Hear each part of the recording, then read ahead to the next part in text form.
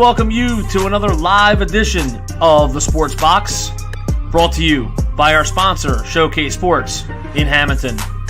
Showcase Sports for the elite athlete. And by our friends over at CrowdPlay.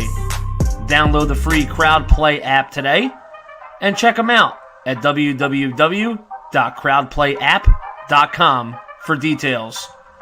Ladies and gentlemen, it's showtime.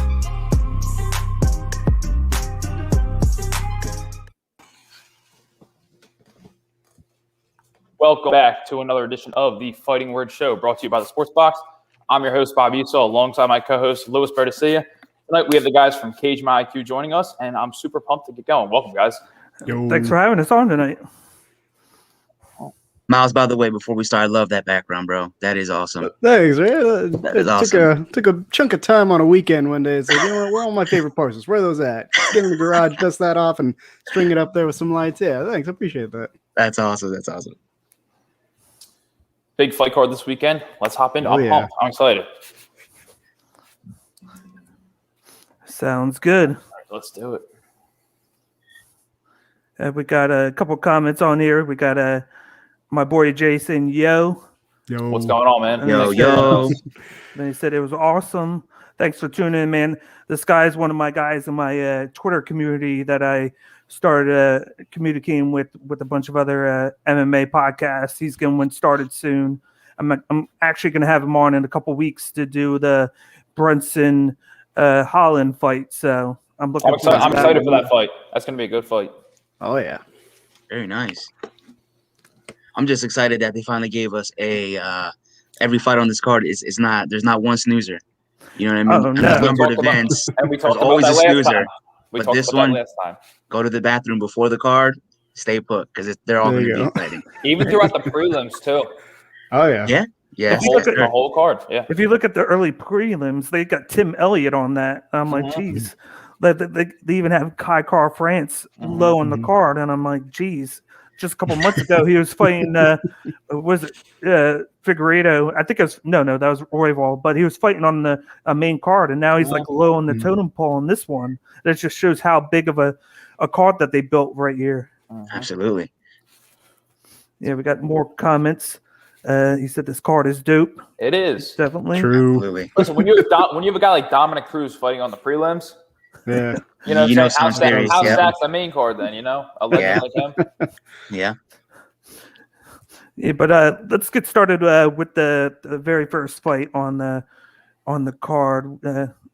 We got Thiago Santos versus Alexander Rakic in a light heavyweight matchup, where Santos is the plus 125 underdog and Rakic is the minus 150 favorite. Yeah, those odds are right what they're supposed to be, I think, too. Absolutely. If you want to get started on this, Lou. Yeah, absolutely. Thiago Santos is. I love the tattoo, by the way. That Mjolnir on the chest. I don't hate on that. Is one of the best tattoos I've ever seen in my life. But this guy he's got heavy hands. He's a pure striker. He's gonna try to knock you out. It's a shame what happened to him because he looked so good against John Jones. He took a loss, but he, relatively speaking, he looked good. But the Glover Teixeira loss really knocked him down quite a few pegs. It was not a pretty loss to take. But this guy's a beast, with one punch. We all know in the UFC, one punch can do it to you. Alexander Rakic, he's no slouch either. He's 4-1 in his last 5. His last fight was a W against Anthony Smith. Before that, he took a split decision loss to Volkir, and I can never pronounce these names, Ozdemir, which could have gone either way. Ozdemir, I think it is. Ozdemir. I like it. I'll take it. But it could have gone either way, that fight. So these two are basically, I believe, Rakic is ranked number 4, and Santos is like 2 or 3, maybe, something like that. So I guess what we have here is a potential title eliminator. I would love to see either one of these against the winner, whoever wins the main event of the evening. But I'm looking for Thiago Santos to come back here with just a blistering 1-2 combo, and the night for Rakic maybe in the second round. But this is going to be a good fight. Somebody's going to go to sleep. What about you, Miles? So this one's interesting. Actually, for this whole fight card, I just decided, fuck it. Let me just get UFC Fight Pass. I was trying to do research with ESPN Plus, and it was not fucking working. I was shocked how little they had available. But so I got something out of this whole thing either way. But here's my thing with Thiago Santos. He's got an excellent background. He's got the Brazilian Jiu-Jitsu black belt. He's got the Muay Thai, and just in case, he's got a little capoeira to back it up. He moves really well. He has some issues with his guard work, though, especially when he throws those kicks. You saw that a lot in the John Jones fight, and it doesn't seem to improve all that much over time. Like, I think his coach after that fight was like, hey, what the hell was that? And so they've been working on it, but I don't think it's there yet. You know what I mean? He's definitely a power striker. I would even say he's got the power advantage in this fight in terms of when the blows actually connect. The problem is he doesn't have the proficiency. He tends to overswing in his throws, and again, that comes back to his guard work. But he is good at being patient. He picks his opportunities for those counters, and that kind of helps compensate for that lack of technical proficiency in the guard work and in the striking. He's got great takedown defense, well-rounded ground game. He stays active in the clinch, which is real important. He's also got a decent wrestling ability.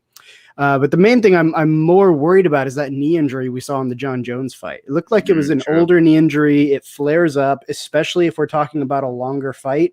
And if it doesn't end quickly and that knee starts to affect him, one thing we figured out from the last Macy Barber fight is you can't discount an injury because it doesn't just affect you physically; it can fuck with you mentally, and it just throws you off your whole game. So on the other side, you got Alexander. You're gonna have to correct me on this pronunciation because I always butcher names. Rakic. Okay, Rakic. It's a running joke on my stream. I just mispronounce shit all the time, so you'll have to forgive me. But the dude's a great kickboxer, not as credentialed of a grappler. He's only a Brazilian Jiu-Jitsu purple belt, so there's a potential kind of chink in the armor there. He is also a power striker. He's also got really good leg kicks when he uses them. In this matchup, he's the more technically proficient striker. So he doesn't have so much power, but I think he's going to have more ability to kind of work like a boxer, right? He's going to be looking for those opportunities, those holes in the guard to slip and try to counter as much as possible and really place those power shots at those key moments because he's also got great evasion and good head movement, the good wrestling takedown ability and so on. When he gets to the ground, he can problem solve, but he's definitely not comfortable being there. So here's my general takeaway from all this. A KO or a decision is probably how this is going to go. Yeah. Barring a lucky punch, Rakic. I told you I was going to do that. Rakic being the more technically proficient striker and still being powerful, I think he's going to have those opportunities to place those big power shots and wear Santos down. And the thing is, when you add those up over time, that's how you create a knockout. Knockouts are usually not just a one-hit punch and that ends it. I mean, that's what that lucky power punch sometimes does. But for the most part, in most fights, there's, an adding up, an accumulation of damage, and eventually you just break. And Rakic is the more technically proficient guy, so I think he can make that happen. Versus Santos is going to be relying on, more of the lucky punch sort of strategy. If this does end by submission, then I see in the comments, absolutely, Santos would be the guy who can use his Brazilian Jiu-Jitsu knowledge and his experience to pull out a submission win if that's where his head's at. You know what I mean? For a guy with that much submission background, that much like wrestling background, he doesn't seem to use it very often. He seems to want to stand and trade. So if his coach, gives him the strategy and says, look, we need to take this to the ground, you might not be able to stand with him with the hands, but you can choke him out, and that's how we'll get the win. If his coach lays that out and he listens to him, that could be a definite path to victory here for Santos. But if this goes to decision, much for the same reasons, I think Rakic is going to be, racking up the points in significant strikes, placing those big power punches when they need to happen. And if, this becomes a long drawn out fight, again, that knee could be an issue that could slow down Santos and keep him from, keeping up on the scorecards. So I would also give the decision to Rakic. Yeah, we got a couple of comments on here. We got Patrick saying Bobby. Then we got Jay saying Rakic is a killer, but I expect Santos to come back stronger than ever. Patrick's going with Santos, and then I expect Santos to use his BJJ in this fight. I hope he does. Yeah, like first we got Thiago Santos. He fights out of American Top Team. When I go with my predictions, I usually just let everybody know what gym they fight out of. Then we got Rakic, who fights out of American Top Team Zagreb or Zagreb. Don't know how to say it, but the thing with Rakic that I see is like he has a wrestling background. And it's really good. He just tends to stay up. He doesn't really have to use it. He stays up, and then he goes with his striking. Santos, ever since he left the small division and went up to light heavyweight, he's kind of lost some of that explosiveness. And then, of course, he had that the ACL injury in the John Jones fight. So he's been a little passive. He's been known lately to either have a explosive fight or a passive fight. He doesn't seem to stay consistent with what he's doing. It's like always like a different game plan. I don't know if it's like his coach's game plan to be more passive and selective in certain fights, and then in other fights where they know he needs to get started early, then he gets explosive. But he's not going to want to. This is a fight he's not going to get tired on. I expect him to push Rakic towards the cage if he has the chance to keep Rakic from having the movement. He's going to try and wear him out because Rakic can get tired. And personally, I think it's going to come down to whether Rakic can take down Santos or if Santos can keep the fight standing up. Because even though Rakic has the increase with his striking, the Santos has the advantage with his power. Like one punch, he'll knock you out. As you know, but like he trains with his girlfriend, Unit Kanitskaya, and he saw what she did in her fight against a wrestler. With even though she was down, she was still striking. He's going to be similar. Like she learned all that from Santos. Where no matter where you're at, he's going to just keep hitting you, but he's going to look for that power shot. I either see it being Santos by a second round knockout, or I see it Rakic by a unanimous decision. It all depends on if Santos can take his time with those power shots. If he tries to unload early, he's going to tire out. He's been known to do that. Like the pace he was going in that John Jones fight was perfect until, of course, he got hurt. He had a great pace in that. He was taking his time. He was getting him with shots, but then he got hurt and he kind of threw his game plan out the window. But I give the edge here to Santos. I think he needs to get back in the win column. He has that X factor where I see Rakic up there, but unless he can get well ahead in the column, in the striking column, I don't think he has this. I give it to Santos. I like what you said. I like what you all said. Personally, I think that Santos he did have a war against John Jones. He did just lose to Glover Teixeira. He's on a 2-fight losing skid. He is 37. He does, like you guys said, he has dealt with those knee injuries. So you don't know how his knee can hold up. I expect Rakic to be the quicker fighter. And as Miles said, like Santos is 37 years old. He's been through a lot of wars in his career. So he tends to have leaky defense when he throws his kicks, when he throws his combinations. And a kid like Rakic, you can't stand in front. You saw what he did to Jimmy Manuwa. You can't stand in front of a deadly kickboxer like that. They both have one-punch knockout power. So it depends on if the Thiago Santos that fought John Jones shows up, and if he can keep that pace and he can hit Rakic with those sharp punches. But then you don't know who's going to show up. You don't know if Rakic is going to get him on him early and he's a young kid, he's in great shape, he's going to put on a quick pace. So you don't know what's going to happen. But I personally give the advantage to Rakic. I think he's going to come out. I think he's going to start quick. I think Santos is going to fade quicker than we expect. And I think Rakic gets done within 2 rounds. All right, so we got a 2-2 going here. How do you feel about it with the odds? Does that change your mind if you're betting on this fight, or do you stick with it just because it's not that big of a change, like minus 150 plus 125? I think it's pretty proper. I think It's hard. I mean, Santos is on a 2-fight losing skid. I doubt him to be the favorite. He's 37 years old, right? He's a young kid. He's 29. He has one loss in the UFC, which was a controversial decision. So it's kind of hard to not have him be the favorite in the fight. Mm-hmm. Yeah, I totally agree with that. Totally agree with that. The odds are where they should be. But like Santos, he's got that power, and that's the last thing that goes. Fighters always say the last thing that goes is that punch. So all he needs is one, and he's more than capable of landing that one. Because they're so they're evenly matched. The odds show it. It's pretty much a push. So I just look for him to come back. I look for him to just to get back on track.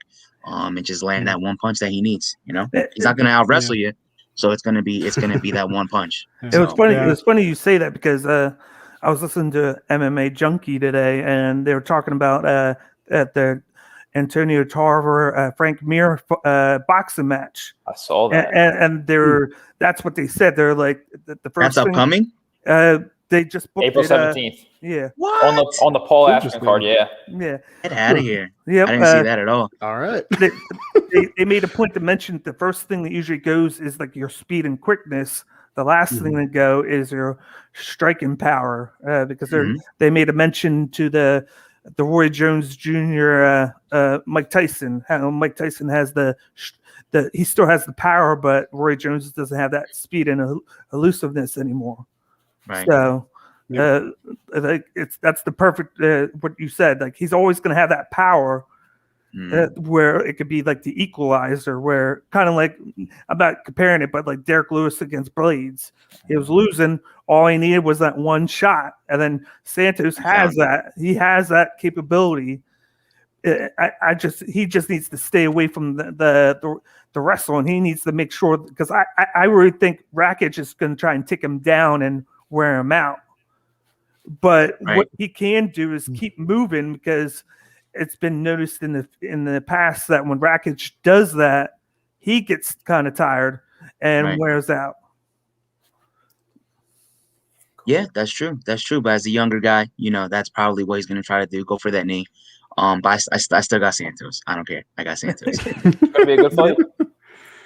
But we got the next matchup on the card, which is a lightweight matchup between Islam Makhachev versus Drew Dober, where Makhachev is easily the -360 favorite, and Dober is the +280 underdog.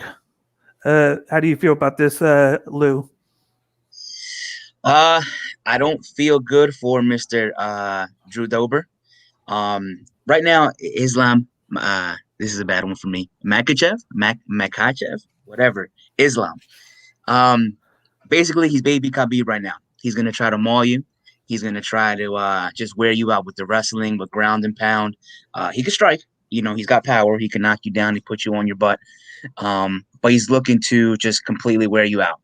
The same way, he's teammates with Khabib. Khabib, is in his corner a lot of the time. So, he's baby Khabib. He's 5-0 in his last 5. This kid is just a monster right now. Mr. Dober, he's also he's an all-around fighter. He can knock you out. He can submit you. He's coming off 3 straight KOs. So he's not a slouch. But right now, I just see with the way Khabib is on top of the world, even though he's retired, and Islam learning directly from Khabib, from the master. He hasn't shown any kinks in his armor in any of his outings in the UFC. He's just a mauler, man. And I always joked around. I called Khabib. He was an ox. He's an ox. He's a bull. He's just an animal. He's just gonna wear you out.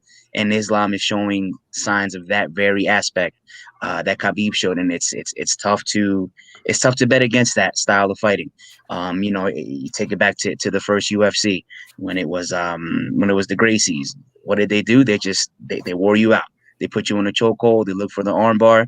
And wrestling, a fantastic top tier wrestler in the UFC or an MMA period is always going to have the advantage against anybody else.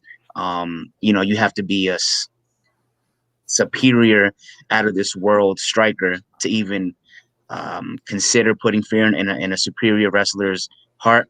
So I see Islam I see him wearing this kid out. And it's not to take away from Dober and his abilities, because he's a fantastic fighter in his own right.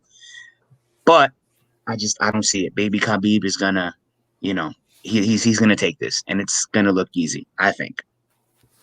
What about you, Miles? So I agree with most of what you said. See, this is interesting because now we're seeing a new generation of fighters coming out of Russia with Sambo. People didn't really know what the fuck Sambo was for a long, long time. And you're right. There was like this trend where in very beginning of UFC, Brazilian Jiu-Jitsu was the big thing. It was basically a marketing campaign for fucking Brazilian Jiu-Jitsu. So everybody's like, damn, that's the thing I got to learn if I want to be successful. And then once everybody's learning Brazilian Jiu-Jitsu, then all these, real experienced wrestlers came in, and they had this very heavy, dominant topside game that would just smash through their front guards and their half guards and shit. And they were like, oh, wow, that sucks. I guess I got to be able to wrestle too, because not only were they good on the ground, they could take you from the cage and put you in a really shitty position where you couldn't work. So, that became the wrestling thing became the big trend. The NCAA, the All-American guys, they were doing really well. And now we got the Sambo guys who are like the best of both worlds, because Sambo isn't just wrestling. It's a very unique flavor of wrestling that's closer to like catch wrestling, where they involve all the submissions and stuff. So that's I think the newest guy to come on stage with this Sambo thing is Makhachev. I think is how you say that. Makhachev. Beautiful, I feel like beautiful word. Yeah, I nailed it. Got it. But yeah, even besides the Sambo, he's got the kickboxing. So he's got the technique. He's a decently powerful fighter, but I think his strategy is more similar to like Khabib's in terms of power, where he's adding up punches over time, and then it leads to a knockout. Which is why when you look at his stats, he doesn't have like a staggering number of knockout victories. It's more like weighted towards your decision victories and your submission victories. But he's not a bad striker by any means. He's very patient. He picks those opportunities and he builds steam as the fight goes on. And again, the unique thing about Sambo in particular is it's not just like a wrestling style and a submission style. It's a wrestling style that specializes in taking away your opponent's options. With Khabib and his leg lock thing that nobody had really seen until Khabib showed up, and they're like, oh, what's he doing there? And then they figured out, oh, he's doing that because strikers can then do nothing. You just got to sit there and be at his mercy until he's like, all right, do I want to submit him? Do I want to let him up? Do I want to just, try to land some punches and wear him out? It's a very effective style of wrestling that I think Drew Dober is not really ready for. When you look at his credentials, Brazilian Jiu-Jitsu black belt, some Muay Thai, some high school wrestling.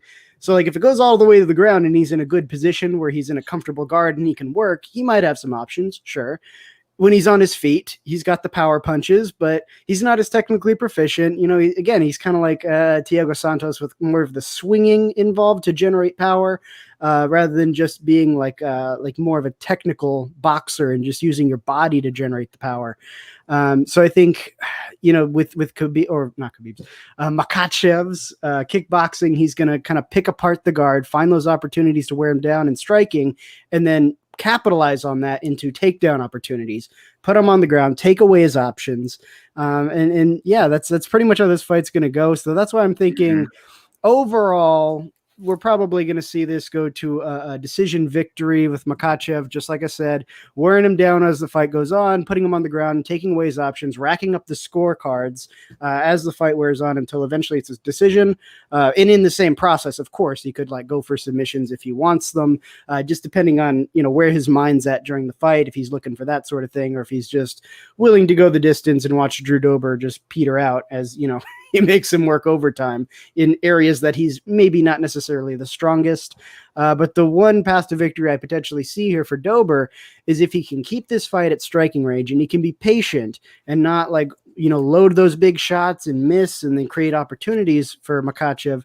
He has the potential to like land those big power shots, add them up to a KO. Even just the one lucky shot is kind of all he needs here. But yeah. He's got to walk a razor's edge. That's the drawback. You can't make that many mistakes. Otherwise Makhachev's just going to capitalize and your whole strategy kind of falls apart. So that's why I'm leaning definitely towards Makhachev. I think he's got just more options here, either, by decision, submission. But in terms of striking power, I give it to Dober with the potential for a knockout here. This one's interesting because I see this closer than everybody else does. Really? Of course, Makovich is going to be the favorite, and he's going to be the hot pick. We got Drew Dober. He fights out of Team Elevation. Everybody knows about all the fighters that fight out of there. They got that wrestling background, of course. Then you got Makovich, who fights out AKA. Just like Miles said, you got the Sambo where the fighters they pressure forward to use the momentum of their opponent against them, so it's easier to get the takedowns. When you're moving backwards, it's harder to defend. But one of Dober's things that he excels at is his defensive wrestling skills. He's really good at defending the takedown, and then he has that wrestling background, so he kind of uses it to his advantage. And then another thing that I see him using, he's really good at combination striking. He knows how to land the combinations, and instead of just hitting a punch, pulling out, he knows how to go punch, punch, punch, or punch, kick. I still think Makovich has the advantage, but I don't think it's that far off. I think it will wind up being 2 rounds to 1. I think it's going to be tied going into the third round. What I see is that Makovich just going with the Sambo takedowns, but he's going to get stopped a few times. It's kind of going to be like Lewis stopping Blades. You're not going to expect it, but you should, because Dober has improved his all-around game since he came in. He wasn't that great when he came in, and then it must have been the past 4 or 5 fights. He's shown a dramatic improvement in his wrestling, his defense, his striking, just overall. And then, just like you said, he's on a win streak, so he's on a high right now. I give the edge to Makovich, but I wouldn't be surprised if Dober would be able to pull out a knockout. I wouldn't be surprised because he's going to have the advantage when it comes to striking, because of the combinations, which might be able to slow down Makovich. D-Big, I like what you were saying now. A lot of people, I think, are counting out Dober a little bit too soon. But at the same time, as Miles was saying, a guy like Makhachev, a prodigy of Khabib, those Russian guys with that Sambo, they take away all of your options. So pretty much all Dober is a fantastic defensive wrestler. But when you're relying on that and you're relying on your striking, all Dober needs to be perfect. The best way to put it is Dober needs to be perfect for 25 or 15 minutes. It's a 3-round fight. Makhachev needs 1 takedown, just as Khabib did, and he's going to control you against the fence, and he's going to put a pace on you, and he's going to pressure you, and you're not going to be able to maintain that. You're not going to be able to get off the ground, and he's just going to keep piling on points. Same way, same style as Khabib, same way, and the McGregor fight's a perfect example of it. As good of a striker as he is, counter puncher, kind of similar to Dober, big power puncher. If he gets 1 takedown on you, he's going to ride you out. You're going to lose all of your energy. Your punch are going to have less pop. So even if you do get up, you're not the same fighter as when you started round 1, minute 1. You know, It's an interesting fight though, because Dober's very underrated. He's coming off of 3 knockout wins in a row. So you do never know, but I'd say Makhachev is going to come out with a decision win and just pressure him the entire time, put his back on the ground, keep him up against the cage, pop him with punches, and then just give him 0 options, much like Miles said. Yeah. And one more thing, because I heard you say this last time, or my finger should be like in this direction, I guess. I'm getting used to the mirror thing. But D-Bake, I heard you say it once before, and I let it go because I was like, no. But this time I think it's more egregious when you said this is comparable to like Lewis Blades knockout, right? Or the Lewis Blades fight. The reason Blades got knocked out, we had a whole thing about this. It was Curtis Blades was just not setting up those takedowns at all. Like he was literally just sticking his head down and running in, and then all Derek Lewis had to do was like, oh, I got to do the punch now. Okay. And like when they were in the interview, he literally said, my plan is just hit him when he comes in. Like that's not a strategy. It's a technique that it happened to work this time, but I don't think Makhachev is going to be like, oh, let me do a takedown real quick. Well, I meant 30 seconds in when he went to take him down, and Derek Lewis defended it, and then he kept him from taking him down right there. Yeah, he didn't set that takedown up either. He didn't set up any of them. Like, he really just went from like punching, and then he kind of paused for a second, and he was like, "Oh, I'm going to shoot." And then Derek Lewis saw it coming, because usually what you're supposed to do, you're supposed to cut angles, you're supposed to hide it behind your punches, you're supposed to set it up with your kicks, so that way they're thinking about something else. And then right when they make a move to, if you like fake, or if they go to slip or something like that, that's your opportunity to shoot. Curtis Blades wasn't doing that. He was just like, okay, shoot. Oh, damn, that didn't work. Back to punching. Okay, shoot again. Ah, damn, I didn't do it either. Like, it's very, very different from, I think, Makhachev's style, especially when he's learning from Khabib. That was one of the things Khabib was excellent at, was transitioning from striking to grappling, especially when he knew he was outclassed in striking, whether it's technical proficiency or power. He would use the striking to set up his takedowns very, very well, and he would draw in that step that they shouldn't have made, that back step they shouldn't have made, that slip that made their body weight shift towards the back instead of towards the front, and he'd capitalize on it. And that's, I think, what we're going to see here with Drew Dober as well. I want to put past, though, Dober's defense, though, the takedown, because that's one of his bread and butters lately, is defending the takedown. And sure, he's got defense. Sure, yeah. I'll give him that. But again, I don't think it's. I think people just think, oh, it's Sambo, so it's going to be a foregone conclusion that he's going to get the takedowns, and then that's going to be it. We just watched it this week with Anklev against Krylov, where Anklev he's a Sambo. He's a master in Sambo. And he got taken down in the first round, and Krylov was able to win the first round. Sure. It happens. I think that one was a little closer than this fight, though, in terms of like grappling proficiency. Yeah. Like, I think the Krylov was more of a proficient grappler relative to Ankalaev than Dober is to Makhachev. You know what I'm saying? Yeah, right. I just see if you could defend it, and then if Dober can get the combinations going, he can slow Makhachev down. He'll be able to slow it down. It's just that he's going to have to be able to withstand all the pressuring of Makhachev with the pushing forward. That's going to be, if he can't, he's going to have no chance. But if he can withstand half of it, he'll have a chance. I mean, what's interesting it just goes back to what I was saying too a little bit. Yeah, go ahead, I'm sorry, Miles. I just had to slide this in there. That I just think that first of all, I'm shocked that you two are putting it a little closer than, I don't know. Like I said, when you are so far in ahead, superior at something, it doesn't matter what the other guy brings. Now, the UFC and MMA is a totally different animal. Whereas, again, that puncher's chance always exists. You could shoot, miss, and somebody hits you with a knee or something like that. You could shoot and miss, and somebody gets your arm, guillotine or something like that. But I think that with how do you pronounce it, Makhachev, being under the tutelage of Khabib, that's just something that can't be underwritten, because whatever Khabib is doing, he's learning from him.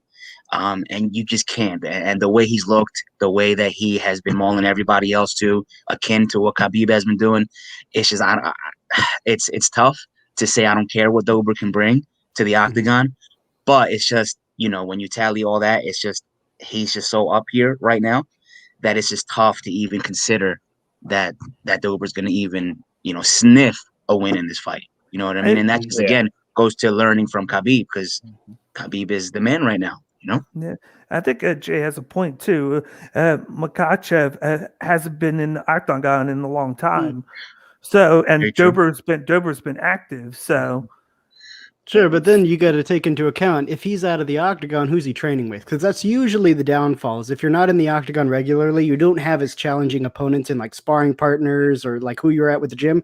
He's in the gym with Khabib. He's in the gym with Khabib and Khabib's sparring partners. So I don't know if ring rust is as much of a problem for him, just because of who he's coming from and who he's got around him helping him out. You know what I mean? It would be different if he was like at some rando gym in Russia where the guy, half the time brings in like, hey, this kid from that gym down the street seems all right. Let's have him spar with you for a little bit. It's not quite the same, He could. That's where he could sneak out though, like the first round, where Dober could sneak that out because he's he's been fighting more recently. He can sneak out the first round, and then Makovich then gets his game going because he's broken the rust off in the first round, and then he gets the next two. So I think that might work both ways, right? Because I think Dober's going to have to come out strong in the first round. I think the first round is going to set the tone for the rest of the fight, just especially in this matchup, more so than some of the other ones we're looking at.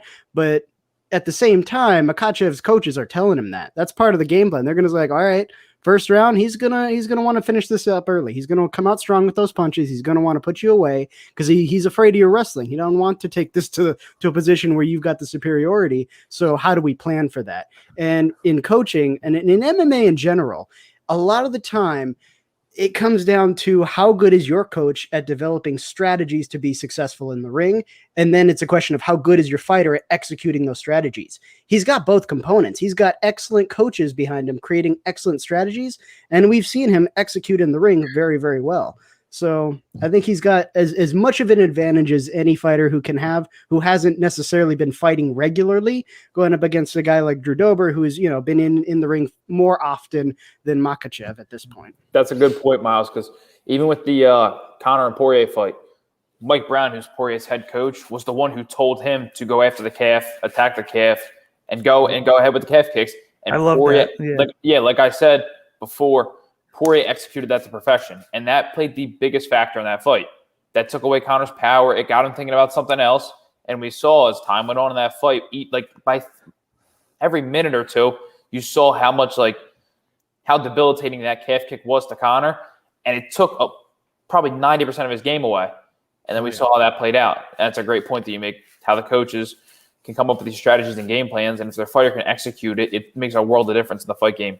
This is what's great about the matchups is it's not just the fighters, it's also the coaches and how they talk to their fighter and then get them to adjust to what's going on in the octagon. Because if no one's telling them to do something, they're just going to go along with whatever they were doing. But the coach will come in and be like, "Oh, you need to do this. You need to change this up," and then they go and do it. It's like a whole camp thing. It's not just one guy against one guy.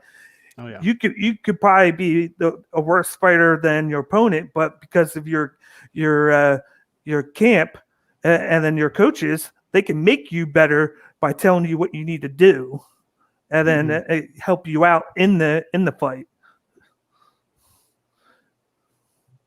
We got Jay saying, but he's AKA a top 3 organization even without Khabib.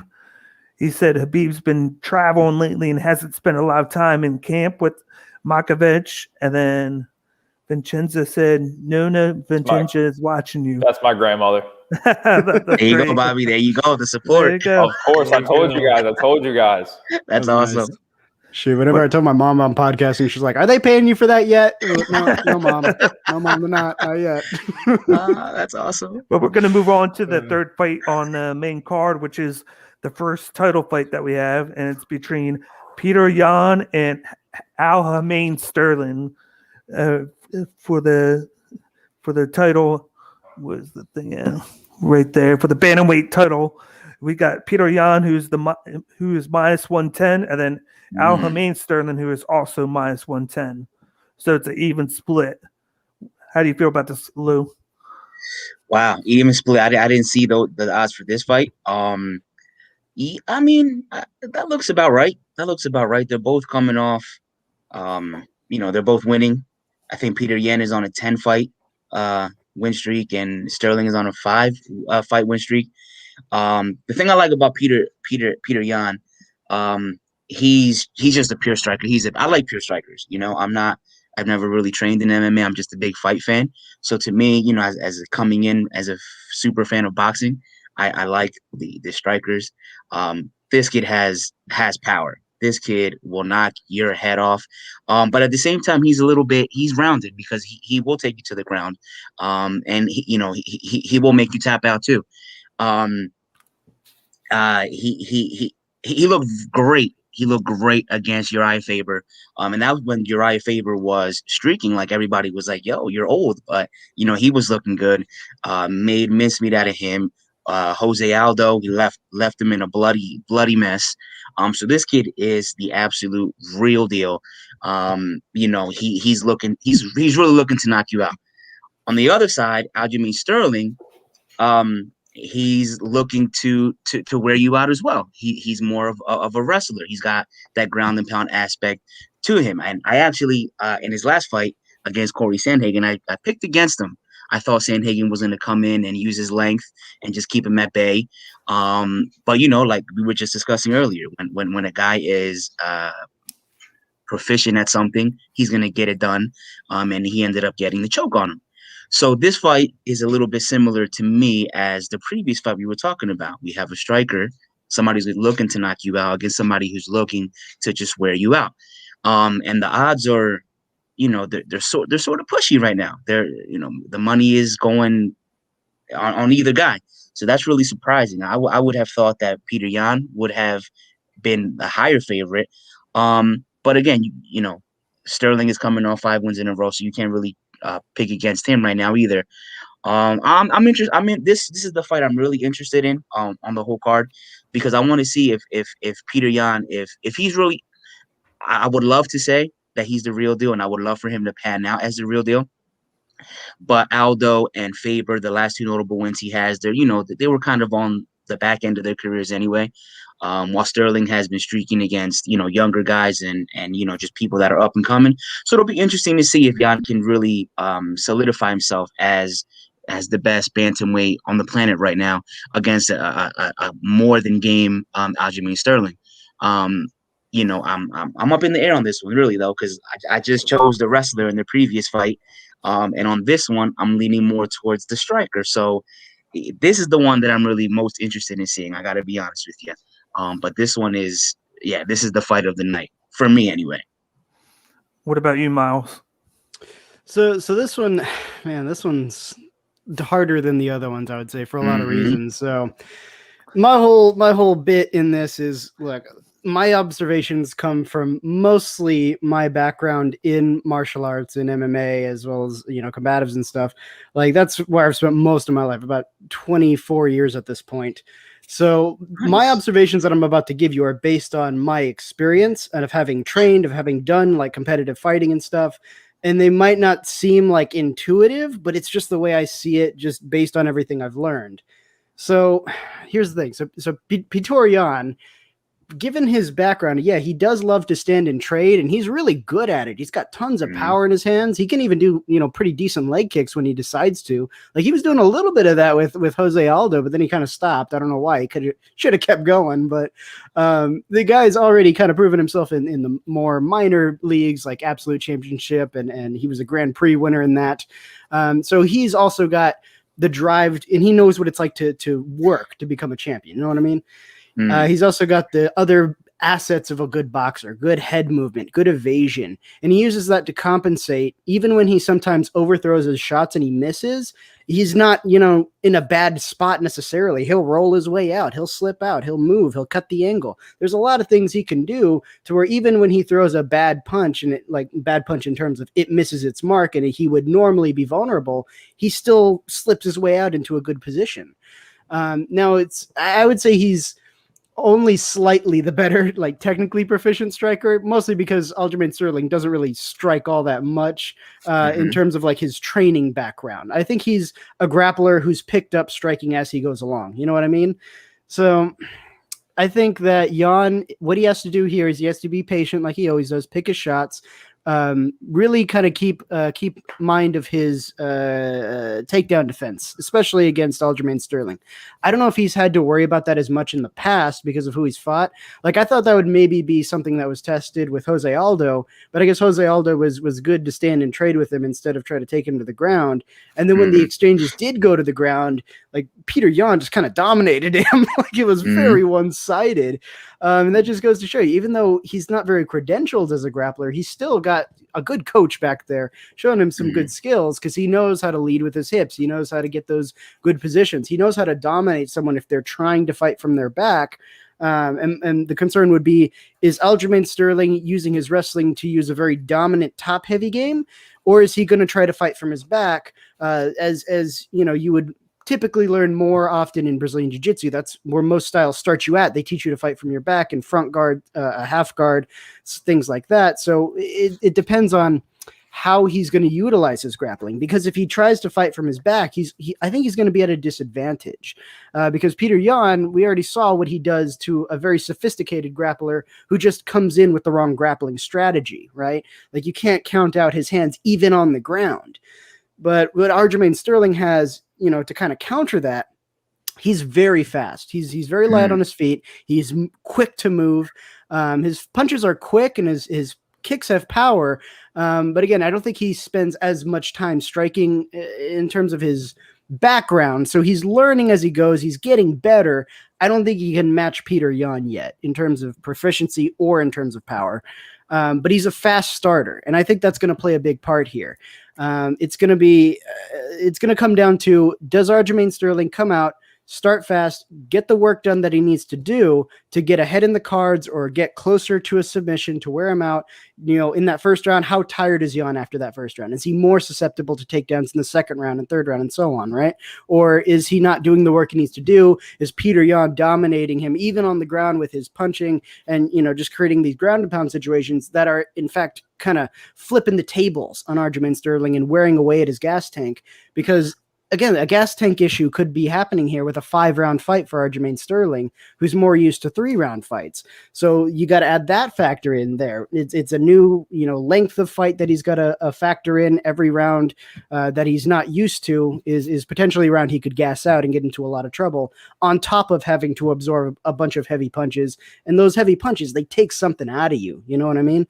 So I think overall, obviously, I see Yan as being the guy who's, going to walk away with a knockout victory if that's the way this fight's going to go. But Sterling has more than enough background, and I think he demonstrated that with the Sandhagen fight, to win this by submission. He's got an excellent pedigree when it comes to the ground, as long as he approaches this with the correct grappling strategy. Just because you have Brazilian Jiu-Jitsu black belt doesn't mean you'll tap the guy every time. You still have to have the strategy component, and you still have to execute it to perfection, right? Right. If it goes to a decision, I see this going either way, because both fighters have roughly the same number of decision victories. If Sterling can't force Yan into a grappling situation in an intelligent way and get ahead in like ground control time and successful takedown attempts to, rack up the points early in the card, before Yan starts to build his steam, before he starts to kind of figure out what Aljamain Sterling's strategy is, his tendencies, he finds his range, things that a boxer would be accustomed to figuring out over the course of the fight and adjusting accordingly, because those usually go 18 rounds. Like, you need to be constantly learning about the guy you're fighting about if you want to, lead to a win a lot of the time. And that's a skill Yan has from the background he comes from. Now, if this kind of goes the other way and Yan is able to fend him off for the first 2 rounds and Aljamain's starting to gas out a little bit, Jan's going to continue to build steam. And I think the difference in the fighting styles, as well as when you look at the stats, would point to Yan racking up points in significant striking over the course of the fight to ultimately come to a decision victory. So really, this is going to boil down to how the first 2 rounds go ultimately. First off, with this fight, I think Yan only had the 1 5-round fight with Aldo, and I think it went 3rd round. I think it ended in the 3rd round, I believe it was. Right. So he really doesn't have that 5-round fight gas tank either. He was able to luckily get that fight against Aldo, who was on a 2-fight losing streak, changing divisions. But all because Sterling had just fought, and then he was basically, him and Moraes at the time, who were 1 and 2, were idle. And then Cejudo, of course, he relinquished the title when he retired. Yan basically jumped up from 4 to 1, and then I think Aldo started out 5. So they basically had the 4-5 matchup for the title, which is very, very odd for that to happen. Other than Aldo, just like you said, Yan has only fought, his other 2 big-time fights were Jimmy Rivera, which he won by decision, and then Uriah Faber, which is the fight that he won right before the title fight.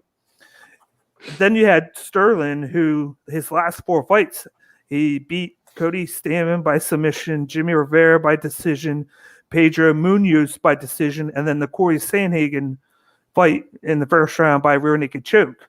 So I think that's why it's more of like an even, because even though Jan had that 195 strike dismantlement of Aldo, Sterling has had more harder fights. He's fought 4 guys in the top 10, 2 that were at the time were in the top 5, and then since has pushed out. And then Sandhagen, I think he's ranked number 2 now, behind Sterling. So this is going to be a matchup of styles where I'm going to see Jan, who you wouldn't know it, but he's another Habib guy. He trains with them. It's him, Makovech, Habib.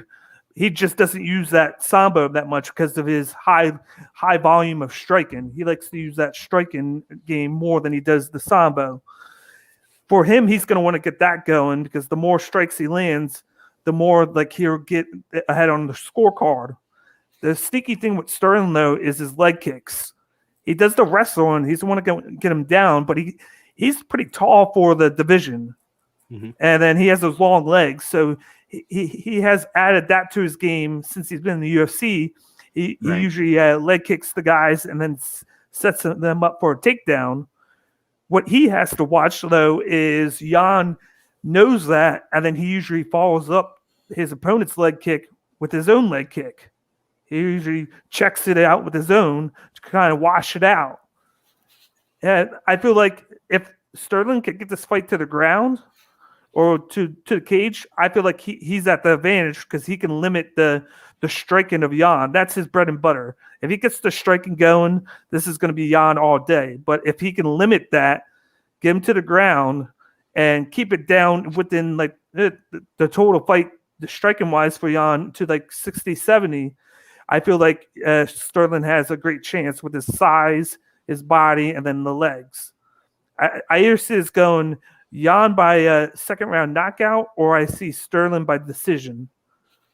If I had to go like just bet wise, like I'm going with Sterling all day, just because I feel like with his background, with who he's fought, he has that pedigree of fighting top guys. Where Peter Yan, his number one was Aldo, and then Aldo was known for his leg kicks, and he doesn't even use them anymore. That's why you see Aldo losing all the time now.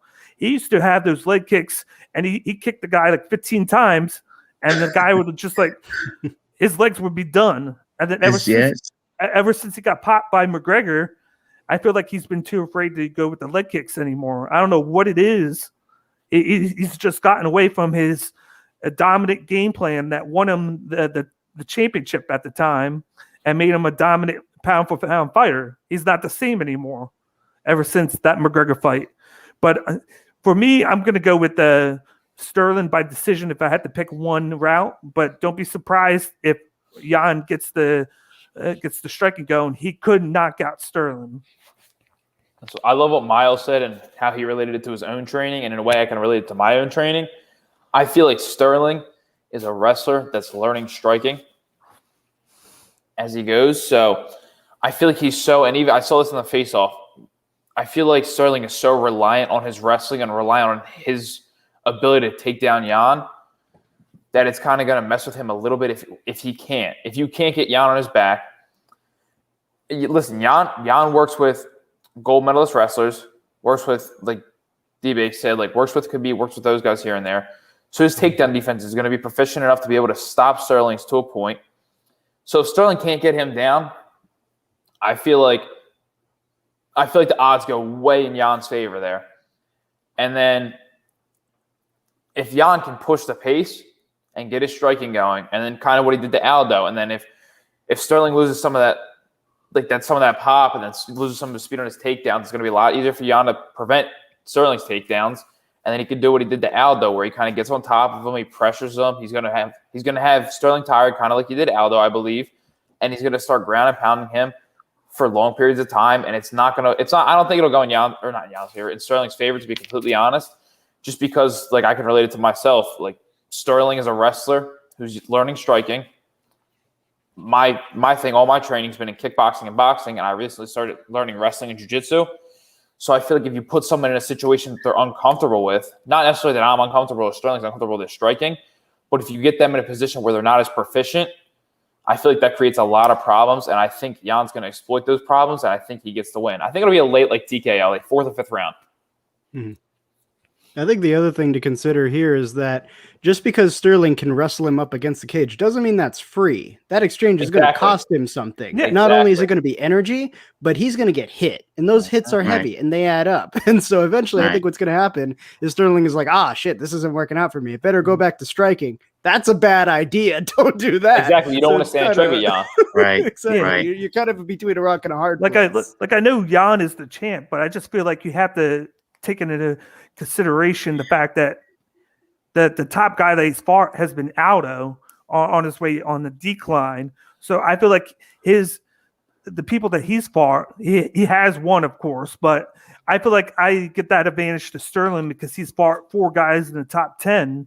So to get to this point, so I feel like he's more ready to be able to win this compared to like another guy who would be put in this place like Aldo, who's on the way down.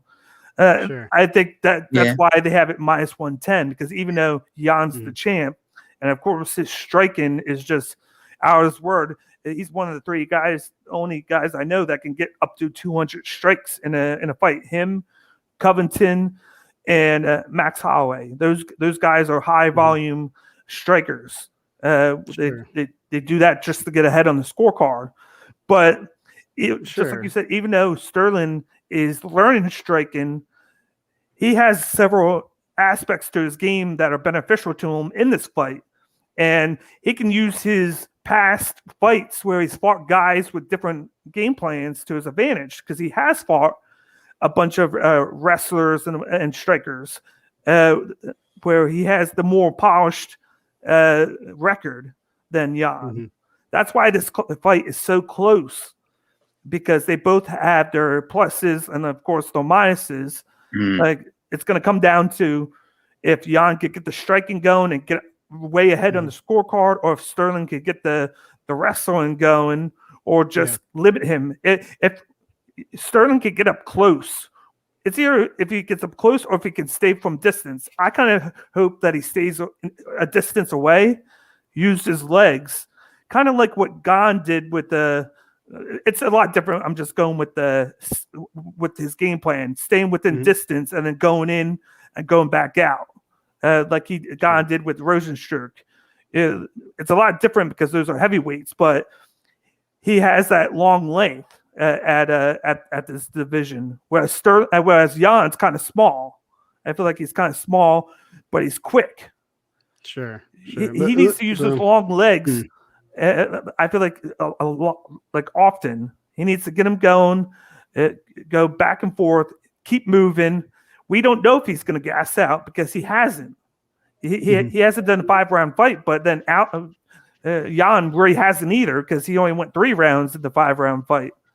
But the thing is, though, that if Sterling stays on the outside, that would favor Jan, because Jan is looking to strike here. What Sterling wants to do is grapple you and take you down. So he wants to be close and get that clinch and take you down. But I was also going to say that ready is relative when we look at the records, because Jan doesn't have the names or the star power on his resume, but at the same time, the old adage, from the NFL, you got to play who's on the schedule. Yeah. Right? It doesn't matter if they have 2 wins, 3 wins, and you're the 14-win New England Patriots. How often did we see that? Yeah.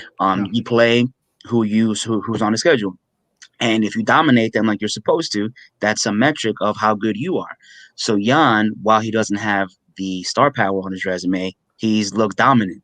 He decimated Uriah Faber, who again had a comeback fight, was looking great. He was the praise of the MMA world, and he completely dominated Jose Aldo. So it's not like they were close fights. He dismissed who he had to dismiss. We can't really knock him for that. But at the same time, Sterling doesn't want to stay on the outside. I don't think he wants to stay on the outside. No, I think he's going to want to just come in and press and take that boy down and ground and pound him, because one right hand from Peter Yan and it's lights out. You know what I mean? So just remember his last fight, Sterling's last fight. He dominated Sandhagen, got him with the triangle choke. Sandhagen just need Edgar out of the fucking UFC for all we know with how bad he was. Sandhagen's been on the rise right now. He's ranked number 2. Rivera and Munoz, the other 2 fights, they just had a fight of the fight night like honors with each other, where they're shown where Munoz is going back up, and then just so Rivera got hit with the calf kick, of course, which has been a big thing the past couple of months. Yeah. So like 2 things I want to piggyback on here. Number 1, you keep hearkening back to who Aljamain Sterling has beaten as if it builds him up. But here's the thing. One of the very first, like you're saying, he's more prepared because of who he's fought, right? No, it's just his style. Yeah, I think his style works. Well, no, you keep talking about who he's already fought, though. Like you talk about like the last 3 or 4 matches he's already had. But then you talk about Peter Yan, not so much. But then you talk about him needing just the wrestling game, and then not being able to stand on the outside. I feel like he can stay on the outside because he has the length. Yan has small hands, like arms. Strategically, so he has to get up close to Sterling to land those, where Sterling could just stay on the outside, kick him with the leg kicks, come in, come back out. That's why he has the length. He's taller. And I feel like he can use that. He doesn't have to stay close. Well, he's just picking up striking, though. There's a technical proficiency element to that's an issue. Like, just because you have the build to be able to hit someone before they can hit you, that doesn't mean very much if you're not technically proficient enough to make that happen. There's a huge gap. Back when I was, doing full contact Kyoshikine style fighting, where it was mostly like body shots, you don't hit to the face so much, but a lot of time you see taller guys, longer guys tend to have the advantage until they come up against somebody who gets past that range, and then they run out of answers real freaking quick, especially if the guy who gets past their range has a lot of power behind it. Then they're in a whole world of trouble because now it's endurance versus endurance. Yes, they could deliver that punch, but if there's a skill gap, which there is, Yan is heads and shoulders a better puncher than Aljamain Sterling. There's no question about that. He's the more technically proficient striker. He's the more powerful striker. I agree. So that's the thing. Aljamain Sterling can have the range, but I don't think he has the technique to use it yet. He's definitely got hands and feet to set up takedowns, which is what he needs to do. But again, those aren't going to be free. So it's a question of, can he capitalize and do what he needs to do on that? And, if I was young and I was looking at Aljamain Sterling and all the people he's beat, like Sandhagen, he choked him out on all that. That's cool. But you're fighting the person who shows up at the ring that night, not the person who's collected all of the heads consecutively before, right? Like when I used to do Kyoshikine full contact stuff, you would literally, like, all the fighters would sit along the outside of the ring for the entire tournament. And so if you got into like the top 4, you watched the other 3 guys you're fighting against beat the crap out of everybody else. And in your mind, you're like, that's who I have to fight. But when you step into the fight, you don't think about like, oh man, he beat up like 6 guys before he got to me. And that looked really tough. You go, okay, so I've seen this guy fight a few times. I've kind of got a feel for what I was watching. And of course they're watching each other at this point. That's part of coaching, is you look at the strategies and you develop the, or you look at the tendencies, develop strategies, and teach your fighter to execute them. So I don't think Jan's going to be psyched out necessarily about who he's beaten. I don't even necessarily think it even matters all that much. Like, Aljamain Sterling could beat 100 people, but if he comes up against Yan with the wrong strategy, he's going to lose every time. So it comes down to, does he come with the right game plan, and can he pull it off? I think that really matters more than anything. That the fact that you feel like it's like a head and shoulders, like a favorable in Jan's favor, I don't think it is. I think it's more in one category when it comes to striking specifically. Not the grappling, that's a whole different conversation. I'm just saying in general, like win-loss, like who's favored. There's a reason why they're 50-50 right here. Sure. And I think one big thing which we actually haven't mentioned is the fact that Aldo's defense isn't that great. He got rocked by Aldo early on in that fight, and then he had to come back from that to beat Aldo. Like, he doesn't have the defense that some of the other guys have. And I feel like you don't have to have great striking to just rock a guy. If he can hit him the right way, he can get him going and then get that wrestling game going. Well, I mean, you do and you don't. Because, I mean, if you're naturally powerful, that's one thing. Like that was Big Country. Remember Big Country? That's the only reason he hung around for so long is because he was a big dude and he could like swing. And Just sit sometimes on they you. connected. Yeah, I mean, and when those punches did connect, they were effective. He But just again, had a there's a glass skill straw, gap. though. There's a big Yeah. difference Yeah, between Aldo and absolutely. Aljamain Sterling. I'll tell you that. Yeah, I still Yeah. favor Sterling because of his wrestling. I don't think Jan's going to be able to defend it. I really don't think he will be. And I Are think we allowed to bet sandwiches on these shows? Hey, Are we if you allowed to want, bet sandwiches? I want Yeah. foot-long subs. Foot-long subs. hey, if I you want them want, Italian. I just don't see Meatballs, how. extra sauce. Yes, just- the meatballs from Wawa are amazing, by the way. Not a the- plug, but yes, listen.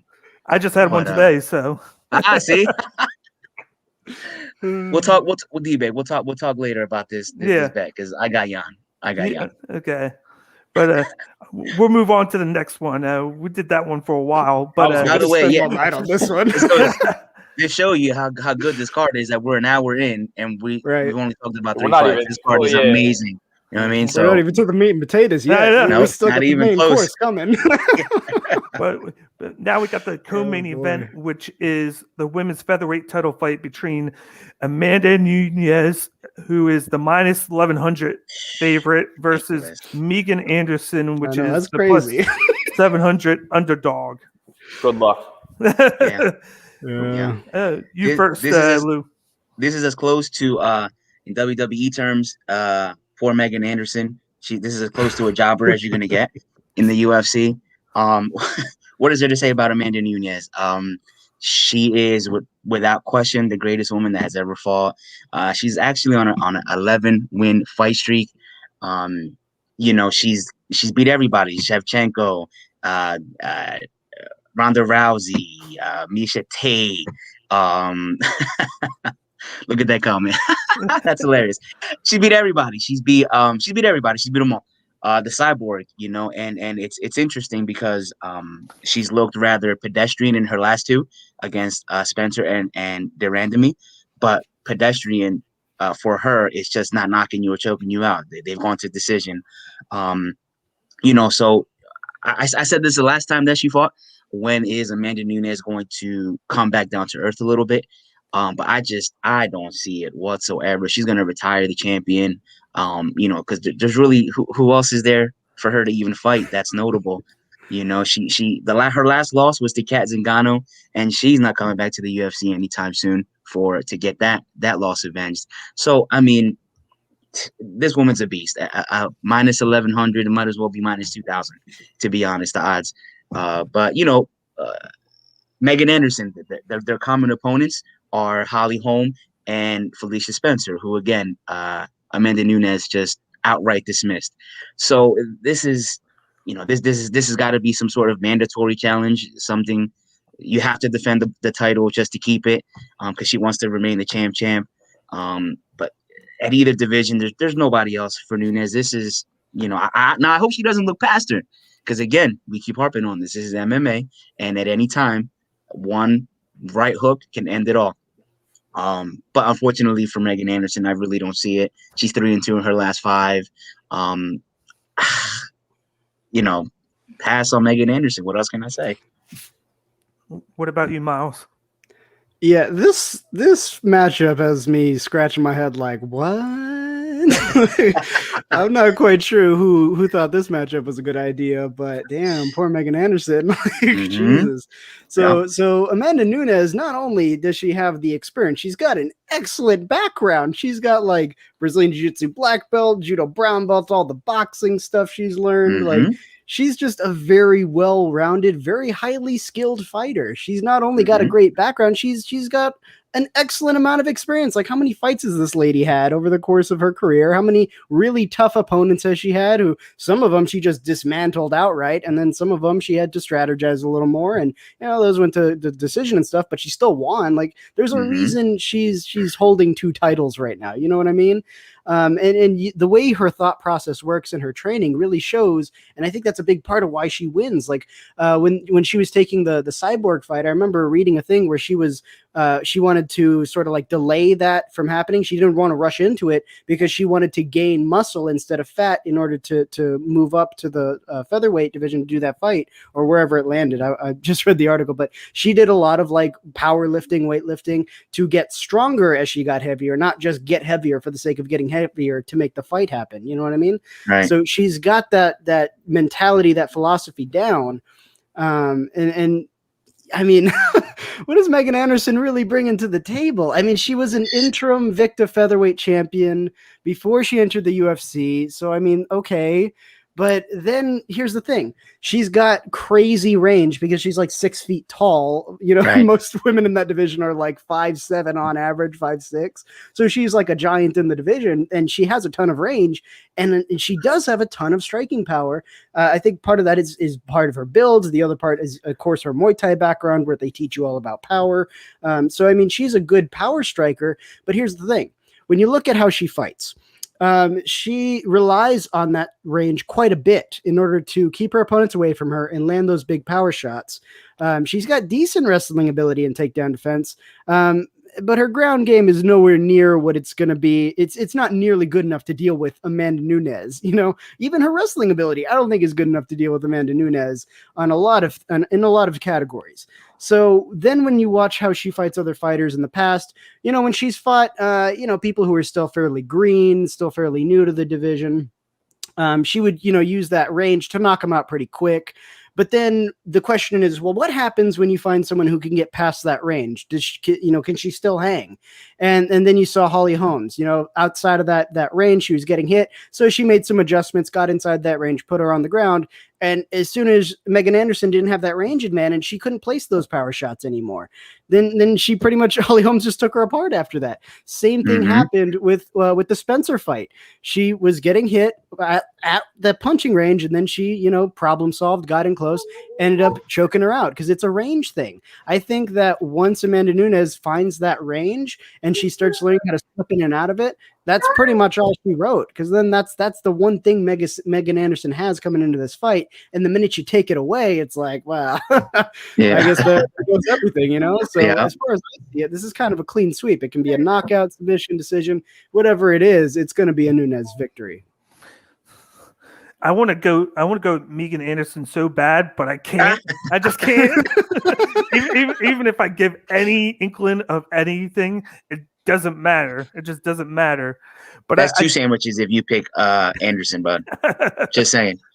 Oh yeah, two. But Jay has a point. This is the one plus that Anderson has is her coach is James Krause, who I interviewed Derek Minner last week, and that's his coach, because they Minner, Anderson, and Anthony Smith all train at the same gym, Glory MMA, and he's probably one of the most underrated coaches in the UFC because he coaches to your strengths, and like he's very detailed. He tells you what you want to do, and he's going to be in her corner.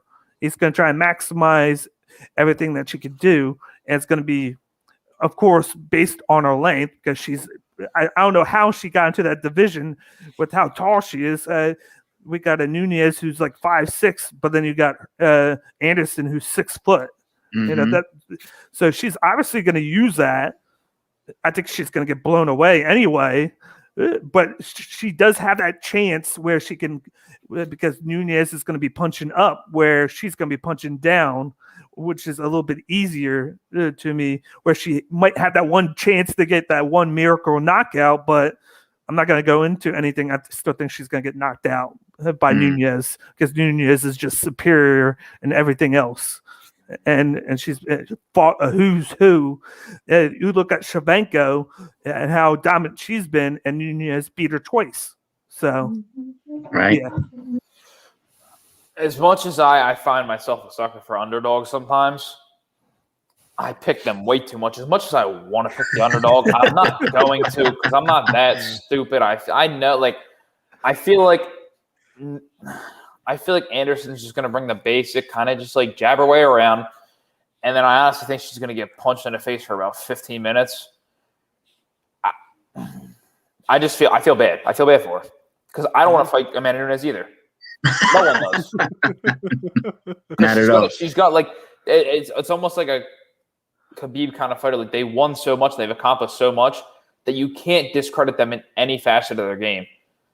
She's just going to put a pace on you, and she's going to hit you very hard. And I feel like it's as simple as that. Honestly, I feel like there's so much more you can think into it, like techno. I don't even know how to say it.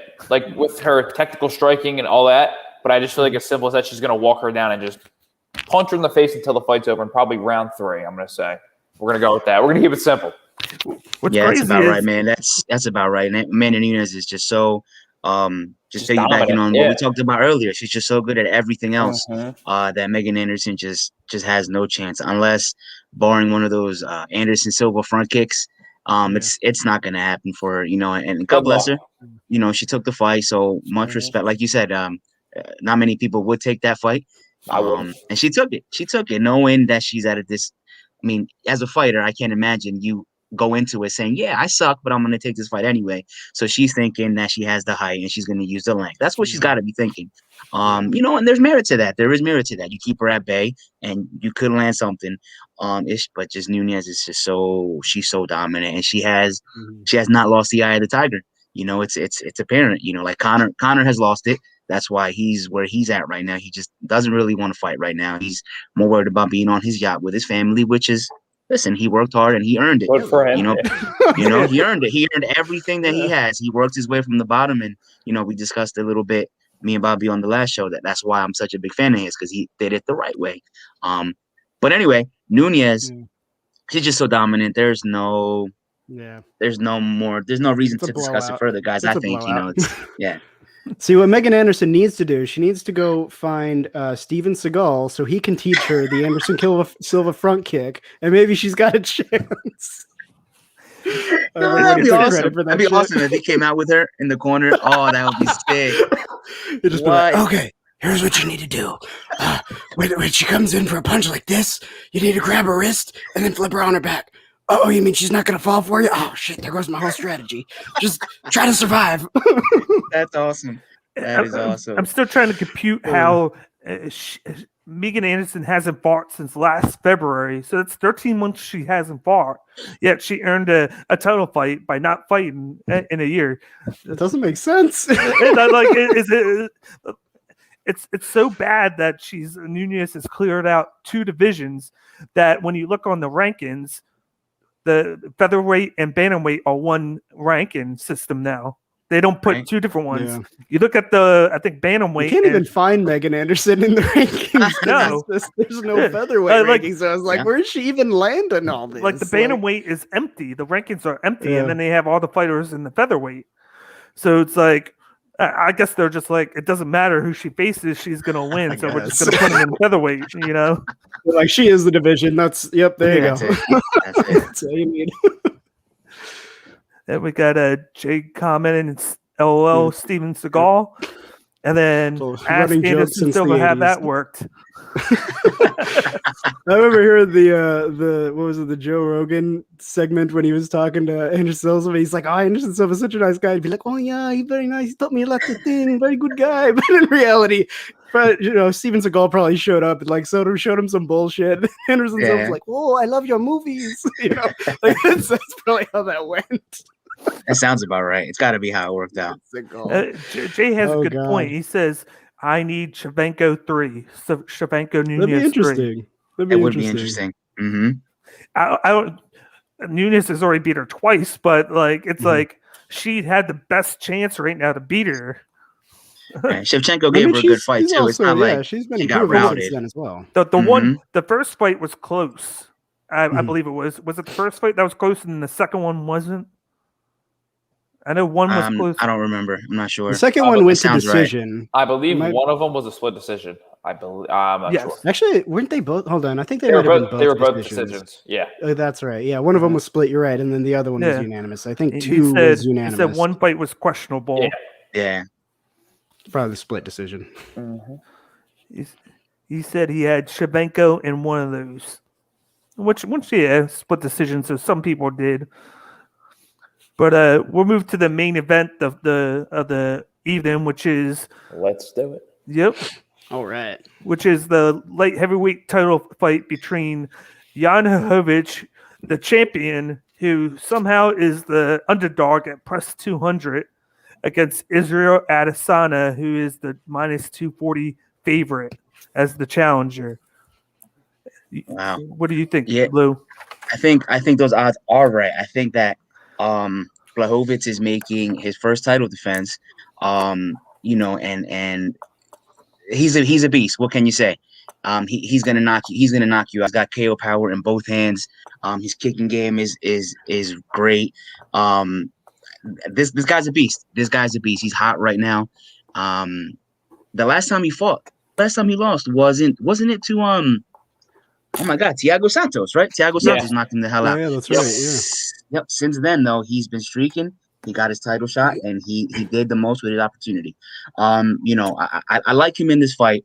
Let me rephrase that. I like him. I like his chances in this fight.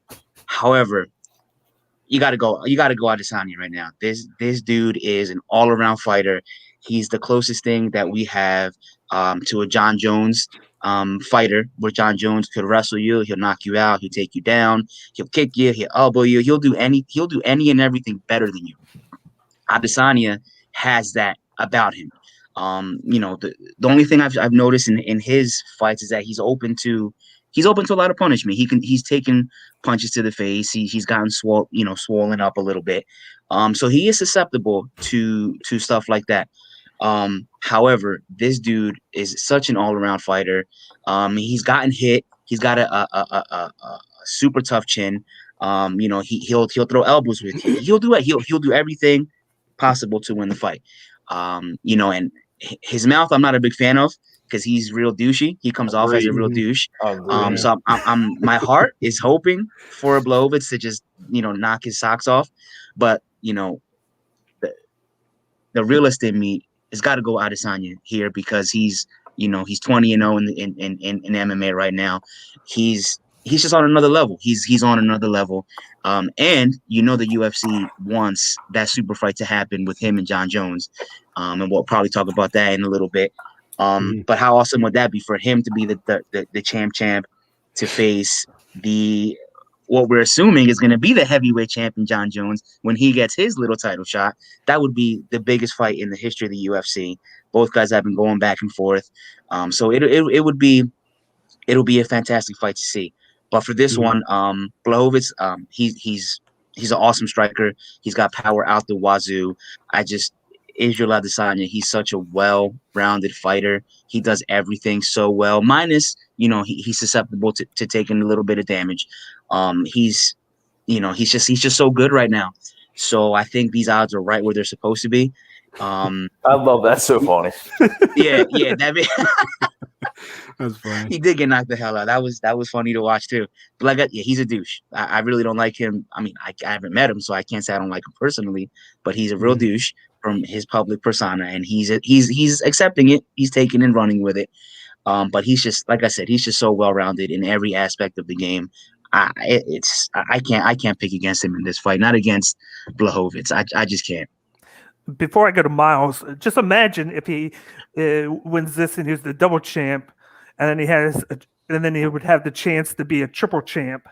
Oh, that'd be ridiculous. That would be crazy. He would be able to do something that I don't think anybody has ever done, being a three division champion. That would put him down as the all-time great if he was able to do that. I don't care what anybody says. If you can have three belts at once, you're the best. Absolutely. And then he'd have to move up again to heavyweight to make that fight happen, coming from middleweight. Oh yeah, that would be, I'm salivating to see that fight. And then for those stakes would be amazing. But again, going back to this fight, Blachowicz, he's great. He's a fantastic fighter, got knockout power. He's got good defense. So I'm not giving him as little chance as we're giving Megan Anderson. But Israel Adesanya, he's too good right now. And there's no way around it. He's just too good. What about you, Miles? So real quick, Lou, Adesanya going for the triple belt or meatball sub sandwiches, which has you salivating more? Oh, good question. Good question. You know what? I'm going meatballs because he's a douche. How about that? Yeah, no, I feel that. Meatballs are not douchebags. That's the thing. They're just little Exactly nuggets. right. They make me happy, No? Miles. They make me happy. You know? Unless they give you the shits, then they're little douches. But other than Yeah, that, oh god! All right. So, god damn it! All right, so with this fight, setting food aside for 1 minute. yes. In this fight, here are my concerns. Number one. Jan Jovic is a really good grappler. He's actually like an underrated grappler, I think. He's got a Brazilian Jiu-Jitsu black belt. He can, wrestle with the best of them. He is a slow starter, though. In his punching, yes, it's powerful, but there is a proficiency issue there. But he tries to make up for it with good evasion and movement and stuff like that. And then on the other side, you got Adesanya, who had a very successful kickboxing career before he ever stepped into the UFC. And ever since, he's just been refining his craft and getting better. So obviously, he's the more technically proficient guy in this fight, even if he's not necessarily the more powerful striker. I would say that's probably still Jan, just due to the fact that he's bigger in a heavier weight class, and Adesanya didn't bulk up to make the weight for this division. He's just fighting for what he's already at, like 180 something. So just by virtue of Jan Blachowicz being a decent striker and just being bigger, he's gonna have heavier punches. The problem is he's gonna have an issue landing them, right? Now Israel Adesanya, the chink in his armor is his grappling ability, his ground defense. I mean, he can wrestle okay, but when he gets to the ground, he can problem solve. But he's not like gonna be tapping anybody soon. Anybody like choking him out. You know what I mean? That's not really his skill set. His skill set lies entirely in his hands. So I think this reminds me so much of the Paulo Costa fight, and I said it then, I'm going to say it again. If Jan Blachowicz plays to his strengths and Adesanya's weaknesses, he's got a real shot here. But if he goes into this like Paulo Costa, like, no, I want to stand and strike, that's where he's going to get himself, in a real tough situation. Because, he can land those big, heavy strikes, but he creates big holes in his guard when he misses. And you can't do that with a guy like Adesanya, who's got the technical proficiency. He's got all the experience, in the world with his kickboxing, and he's learning as the fight goes on. So he's getting better every time you screw up. He just learns something new about you to use against you later. So, I mean, yes, he's got cinder block for hands. That's funny. When Jan Blachowicz connects, that definitely means something. But he's going to have to approach this in a very intelligent way. So that's why I see it as a knockout victory could go either way. It really depends on how the first 2 rounds of this fight goes.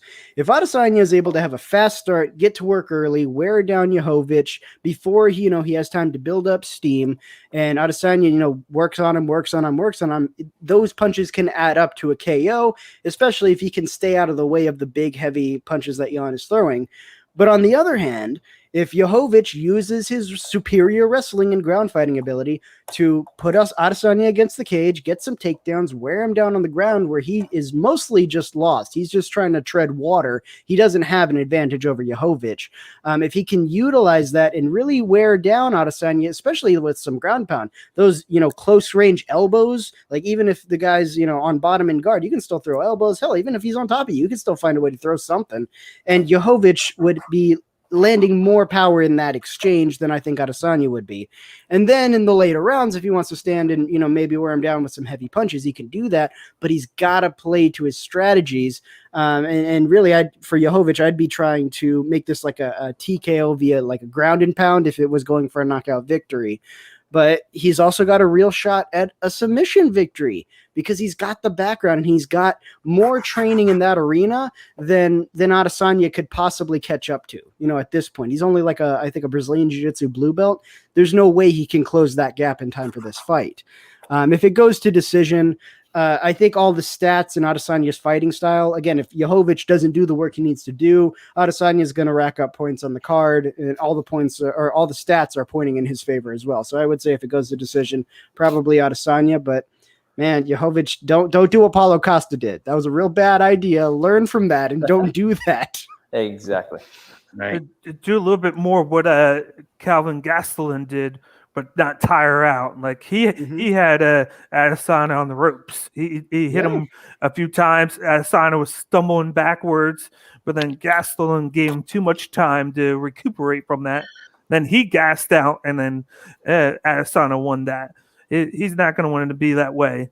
I actually watched a video today of Jan Hovich training. He went into an icy lake and then just stood in there for like 10 minutes and then started striking. They just had him in there striking in the I don't know how cold it was, but it was ice. It was ice. Yeah. Pretty cold. Yeah. Real cold. I assume he was in Poland, but he was standing in there striking for like a few minutes. And I'm like, there's no way in hell that I'm ever doing that. But this guy's doing it because he knows that he wants to win. It's crazy to think that he just won the title, and then already in his first defense, he's the plus 200 underdog. But it's because of the skills of Israel Adesanya. They did this video of Adesanya where he does this movement often where he throws a strike and then literally right at the same time he throws a leg kick along with it, to where the opponent avoids the strike. The first thing they think of is to avoid the strike, but then because they do that, they're in prime position for that leg kick to connect. And like, it's just the mind games that he does with that. The only thing with Adesanya that scares me is when he shows up for fights and when he doesn't. Like, you have all the fights where he shows up with the Costa and Gastelum, where he comes out and fights. You got to fight like Yoel Romero when he just stands there because he knows that Romero will get him with that one punch and then he can knock him out because his weight difference. You got these guys that are built so bigger than Adesanya because he's like this just skinny thing. He's coming into this fight at 190, I believe it is, whereas Jovic is coming probably in at around 205, 210. So it's going to be like a 20, 30 pound difference. With that being said, I agree where Jovic is going to want to get up and pressure Adesanya, give him no room to move and no room to use all of his skills. He's not going to want to stand up. If he stands up, Israel Adesanya's got this all day because he has the speed. He's been able to do all these 5-round fights. He's got a little bit of a gas tank. He's able to game plan for this. Whereas Jovic is kind of like that rag to riches type story. He started out 1-5 in the UFC, was getting ready to get cut, and then since then he's been 8-1 with that one loss. He's improved his game plan, and it's been a big difference. But it's like he's got to use his weight in this. That's his one thing. He has to use his weight to his advantage, knowing that he has a 30-pound difference. I get the edge still to Adesanya. I think he's going to pull it out. But he needs to defend the strikes better than he did in the Gastelum fight. If he allows that to happen, Gastelum wasn't able to knock him out, but Jovic will. Because, like he said, the center blocks for hands. But I give this Adesanya by decision. Like, why are the odds so high, especially for Blachowicz, who's a plus 200 underdog, being the 205 champ? A few stats. Israel Adesanya's professional boxing record is 5-1. His professional kickboxing record is 95-5, and he's fought upwards of 220 pounds. So guys that have probably 30 to 40 pounds on him at the time. And obviously he's 20-0 MMA, as we know. But I think technically, if Blachowicz wants to win this fight, you obviously, like Miles said, I believe, you can't go in with the same game plan as Costa did. He was kind of tentative. I like what Kelvin Gastelum did against Adesanya and where he pressured and put his back towards the cage. One thing I see in a flaw in Adesanya's game is sometimes I catch him, he's so flashy and he's so fluent with his striking that sometimes he moves backwards too much and not like horizontally and doesn't move side to side laterally enough. Sometimes he gets a little, not cocky, so to speak, but he gets a little confident where he'll kind of just back off. He'll kind of feel himself. And I saw he got caught in the Gastelum fight where he kind of didn't get knocked down, but he kind of like fell, but the cage caught him. And I think if Blachowicz I think Blachowicz could knock him out if he has the right game plan and a good amount of luck, but I think he has to pressure forward and get Adesanya on his back foot, get Adesanya to be a little bit lazy and back off towards the cage, like with his back to the cage. I think he could catch him. Like same thing Kelvin did. Kelvin pressured forward for a good amount of time. I don't think he hit hard enough to knock him out at the time because Kelvin was a welterweight, moved up to 185. Blachowicz has the size. He has the huge power. So I think if he does have the right game plan, it does go more in his favor. But then you look at Adesanya's track record in boxing, kickboxing, and MMA, you can't bet against him, you know? If Blachowicz catches him, he catches him. Because like Miles said before, Lewis said before, everyone in the UFC has a puncher's chance. But I think Adesanya is just going to outclass him. And I think it'll look similar to his fights against Robert Whittaker and Paulo Costa, where it kind of just goes a little bit, feels it out, but then just you can see there's an obvious difference in the striking. And I see Jan going in with a good game plan mindset, but I see that going out the window quickly once he kind of realizes there's a little gap in that striking, or a big gap, so to say. I'm curious, what do you guys think about, like, you know, the game plan is we always talk about, you know, it's a recurring theme with any fight, you got to have the right game plan. But how does Blachowicz get inside on Adesanya? You know, do you think that I don't think he's going to fear the striking power, you know, coming in so much heavier than Adesanya. But at the same time, do you think he's skilled enough to be able to get in there and even be able to pressure him to the cage like that, or make him take those steps back? Because I don't really I want to see him win this fight. I really, really do. But I just think that Adesanya, you know, and it goes to his demeanor in the octagon. He's probably gonna have the flashes of entrance. He's gonna come in and he's gonna be himself. And you know, and when you said that he was in that lake, that tells me that his mentality is, you know, he's a stone cold killer. But at the same time, when you get in there and you get in front of the guy, it's like, well, he's a douche. Now I want to just knock that off. Do you think he'll be disciplined enough? You know what I mean? How would he be able to get through that strike of Adesanya if he could? How do you think that would happen? What's crazy is what is with these fighters, like you mentioned, where they get kind of lazy and just move back and move their head because they're so cocky. That's what happened with Anderson Silva against Chris Weidman. He got cocky, he was doing this, and then Weidman just popped him and knocked him out in the first fight. Adesanya does that a lot, but with the fighters that he fought before, we mentioned Gastelum, Whittaker, Costa. It was never the same situation each time. And Gastelum, that was kind of like Gastelum's on the way down. All those guys went away from their game plans, except for Gastelum in the first 2 rounds. He had the game plan, but he went away with it, partly because he got gassed out. He's known to get gassed out because he went guns blazing right away. Blachowicz probably could do that right away, but I feel like he'll be more patient with it. He's not going to waste it all right away and then get unlucky where Adesanya was against the cage or kind of kept him up.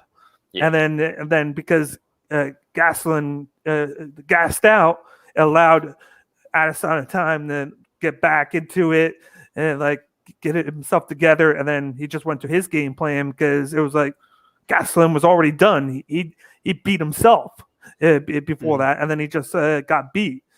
Blachowicz needs, just like you said, he needs to stay disciplined. He needs to go in. He needs to start out early. Like he can't be too patient. And this is a fight where he has to get going, guns blazing right away. Try and get up close because Adesanya, you don't know how he's going to be against the takedown. He's been beat by it in the past, but he still won. But you don't know if he's going to be able to defend it or if it works in Blachowicz' favor right away. If he could do that right away, it'll be interesting to see how Adesanya adjusts to that, and if his gas tank wears out because of it, because of the 30-pound weight difference. Right. Because he's coming in 190. I feel like what you were saying earlier, how a fighter's confidence, especially you see it in guys against Adesanya, when they get in there, what you were saying, trying to get to the inside technically, I feel like a fighter's confidence has a lot to do with that. Because when you get in there and you have your game plan, you want to get to the inside, you want to box him, you want to get him going like towards his back towards the cage, get him on his back foot. When he comes in there and he's such a high-level striker, when he starts popping you with jabs and he starts hitting you with right hands, he's not hitting you that hard, but he's popping you. And he keeps tapping you. Then he's hitting you with kicks. And it's just you're very overwhelmed. Your confidence goes out the window very quickly. Especially like it's difficult because these guys are all stone cold killers, especially Blachowicz. And I saw it with like Paulo Costa. Like he comes in, he's a big guy, got heavy hands, but he gets in there and Adesanya's real smooth, he's fluent, and he just starts popping him. He's popping him, and you kind of see he almost has it's almost like a mental block, to be completely honest, where he's like, if I let my hands go, I'm gonna get caught. So it's kind of hard for those guys to like trust themselves and let their hands go. We've seen it time and time again with Adesanya's opponents, where they kind of lack that confidence once they get in there.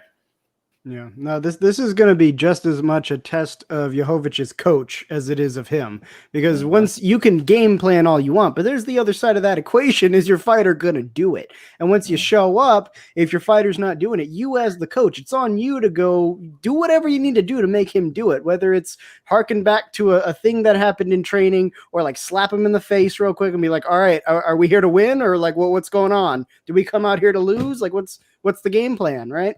So yeah, I think that the coach is going to have to be very, very on Blachowicz and really push him to, I guess what in Blachowicz's mind would be take chances, right? Like let the hands go a little bit more, create some feints, create some fakes to close distance, get into the takedowns, put Adesanya in a place where he's generally uncomfortable, because that can work both ways. If Adesanya is not able to keep him in striking range and he finds himself in these grappling situations that Blachowicz is generally better prepared for, I think that's gonna affect him mentally as well, because again, he's got kind of the douchey like, oh, I'm the best, sort of thing. And the minute you touch that, it fucks with him, Yeah. But I think there's the other thing here is the training that goes into this. It's easier for Adesanya to find a fighter that would better prepare him for Blachowicz than it is for Blachowicz to find a training partner that'll prepare him for Adesanya. You know what I mean? I agree. Adesanya is a hard guy to find a training partner who will emulate his style you got enough John to prepare Jones, you. but Yeah. He doesn't have John Jones. He Yeah. doesn't have John Jones. So.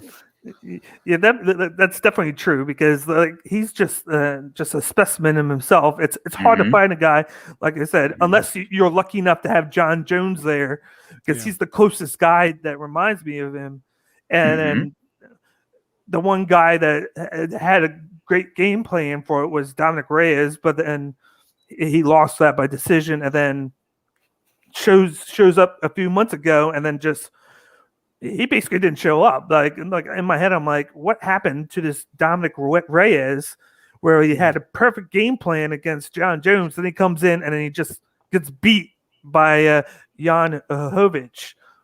Granted, different matchup, different time, whatnot, but it's like, I wonder if he like watches any of that fight and is like, I see John Jones as a similar guy, and then maybe I could use some of that, but then he doesn't fight that way. So then I'm like, the only way he can really get into this is if he gets close right away. Like the bell rings, first round, boom. He tries to get in there quickly, because Adesanya, he has those quick legs and those quick hands. It's just like he can hit you from both sides just like that, and he's really good with setting up shots. Like I said, he'll come in with the hand, but then follow it up on the other side right away with the kick. He's really good at that. Like that's his bread and butter. But I'd be interested. I think a big part of Blachowicz's game is going to have to be clinch work here, because that's Absolutely. something that, even though Adesanya's got a big kickboxing career, kickboxing doesn't involve a lot of clinch work. So that's something he would have to be picking up as he goes along. So I think if anything, that's the key here, because it's the bridge between getting past Adesanya's range in striking and putting him into grappling situations he's not ready for. You can work in the clinch, do your damage, land those heavy punches, then take him to the wrestling to wear him down a little bit, then put him back in clinch. Or if you get back to your feet, have a strategy to work back to the clinch. That should be home base for this whole fight if Blachowicz has a chance. How do you feel about Adesanya's gas tank if that were to happen? Do you think he'll be able to last? He won't run out of gas, because we've already seen that. We've already seen that. He's not willing. he's not going to be the aggressor. He's not going to look to attack you first. He's Mhm. waiting to counter strike you. So I don't think he's going to be the one that runs out of gas first. You know, and that's the point I was going to make too.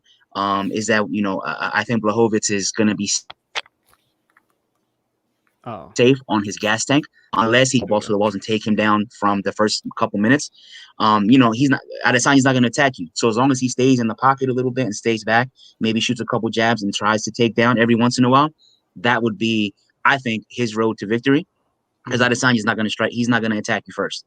You know, so I don't think necessarily Blachowicz is the only one that will have gas issues if he just goes balls to the walls and just starts to take down ground and pound from the first minute of the fight. He's going to be gassed by, you know, the early third round, you know what I mean, around there. But I don't see it happening again, you know? Yeah. I think having a conversation about gas tank with this matchup in particular is kind of difficult because they would both have a gas tank for two different things, right? Like one of them has a gas tank clearly for long-term striking matches. The other one would have more of a gas tank for the close quarters stuff, the wrestling, the clinch work, the groundwork. So, I mean, it kind of depends on who's able to put the other person in that uncomfortable position, because then that's where the gas tank really kind of comes out. Like Adesanya, yeah, he can stand and trade for, 5 rounds, but can he wrestle for 5 rounds? Can he ground fight for 5 rounds? I don't think he can. I think that would be the way to gas him out. And even if they got back to the feet, then he would be tired. Then he wouldn't be as smooth. Then he'd start making mistakes. But again, if Blachowicz can't figure out that clinch work key and figure out how to put that into his game, probably going to need some leg kicks as well to hopefully, slow down Adesanya's footwork, if anything. Then, yeah, I mean, if this is a standing and trading fight, then Blachowicz is at the disadvantage, 100%. All in all, though, it's going to be a very entertaining fight. Great fight, absolutely. This whole card is just loaded. Is loaded. Hopefully, I get a meatball sandwich out of that. But we're talking about we'll discuss that later. Afterwards. But so, who are we picking for this fight? I don't think anybody made a pick. Adesanya. Adesanya. Man, this one was tough. That's why I divvy up my decisions according to like how the fight will come out. So like if I'm adding up the points, you got Adesanya by victory, Blachowicz by submission. KO seems to go either way, but I'm leaning towards Adesanya just because that's his thing. So that would be like a 2-for-1. So Adesanya overall gets more categories in those outcomes, So I think I think Blachowicz is going to have success early with taking him down, but I feel like he's going to get tired out. Somehow he's going to get tired out because he's going to put too much energy into that. And I see like a 4th round knockout by Adesanya just because of Blachowicz getting tired out, and then Adesanya can get that game going. And I'm going to go out on a limb and say it's going to be by a leg kick. Oh, that's kick. Specific. Yeah, that's specific, dude. Meatball sandwich if you're right about that. If you're right, listen, if the light heavyweight championship ends with a calf kick, I'll buy all you guys a sandwich. Hey, let's go. That's what I'm talking about. Either way, there's no way that happens. There's no way. Hey, wait a minute, wait. So if it ends either way on a leg kick, I get a meatball. Sure. That's what you're telling me. Yeah, that's what I'm talking about. Oh yeah, that's what I'm talking about. I'm gonna make some calls. I'm gonna have them coming in with cement shin guards. We're gonna make this happen. But the transition from that's awesome. UFC 259 to a little bit of news. As everybody heard, we had Khamzat Chimaev, who basically came out and announced his retirement, or so we thought. Apparently, he was a little bit emotional and he was drinking a lot of wine after training. And basically, the second tragedy involving wine in the UFC recently. Yeah. I knew someone was going to bring that up. I was waiting on that. Oh my god! But from what I heard is he went back to training after being put on meds. He's in Vegas now. The UFC flew him to Vegas and they're treating him for everything because he hasn't been the same since he caught COVID twice. I think he caught it the first time, got better, but then he caught it again, and he hasn't really gotten fully healthy from that. So they bring him in, and him being a gym rat, him wanting to get in and get training going, he's doing that while he's on meds. and apparently training went shit. Like he said, it went shitty. He didn't feel good about himself, and then I guess he decided to start drinking wine, and then the next thing you know, he's going on like Twitter, Instagram, posting stuff about probably retiring. Mm-hmm. And then they interviewed Dana White, and he's like, no, he's good. He's good. He's just a little bit emotional right now. He'll be ready by June. And then he came out and said, sorry, I was drinking wine. Like, training went bad. I should be fine. What do you expect from him moving forward? To stop drinking wine. To stop drinking wine. Absolutely. Number one on the list. First and foremost. Now, I think he'll be fine. I think with this day and age, with Twitter and the accessibility we have of social media, it's eventually one of these fighters and actually no, we've seen it in the past. Conor has retired a couple times in the last year or so. So guys do this. They go online and they post things when they're feeling down and out. And if this guy was on, he was drinking wine, and I think I read an article that said that he was on other meds as well, and he wasn't supposed to be training. So, the stress of all that, and he had COVID, and apparently he's still feeling some of the effects of the COVID. So it's a lot going on in a guy's head. He's young, in the prime of his career. So it's sad to have heard the news that he was retiring as a fight fan, but at the same time, as a human, as a caring person for other people, you want to see him just, take it easy, let go of the wine, take the meds, do what you got to do, feel better, and then come back. He's 9-0 right now. He's just, he's on fire. So I expect him to be okay, pending he does what he's supposed to do. I would like to see him come back personally, selfishly, but guys do this all the time, and this is the age that we live in, the social media age. People are going to tweet whatever they tweet, and that's really going to be that. What about you, Miles? Yeah, I mean, I hope he comes out of this all right. If he's on meds, there's probably a reason for that. Like I'm not a mental health person, so I can't even begin to, diagnose or give any sort of input into what he's going through to where he needs to be like medicated, and it would even be severe enough to like affect his training when he shouldn't be, or like if he's drinking wine and they're mixing with the medications and it's messing with his mental state. Like there's something going on there. Now, I hope he comes out of it, because here's the thing.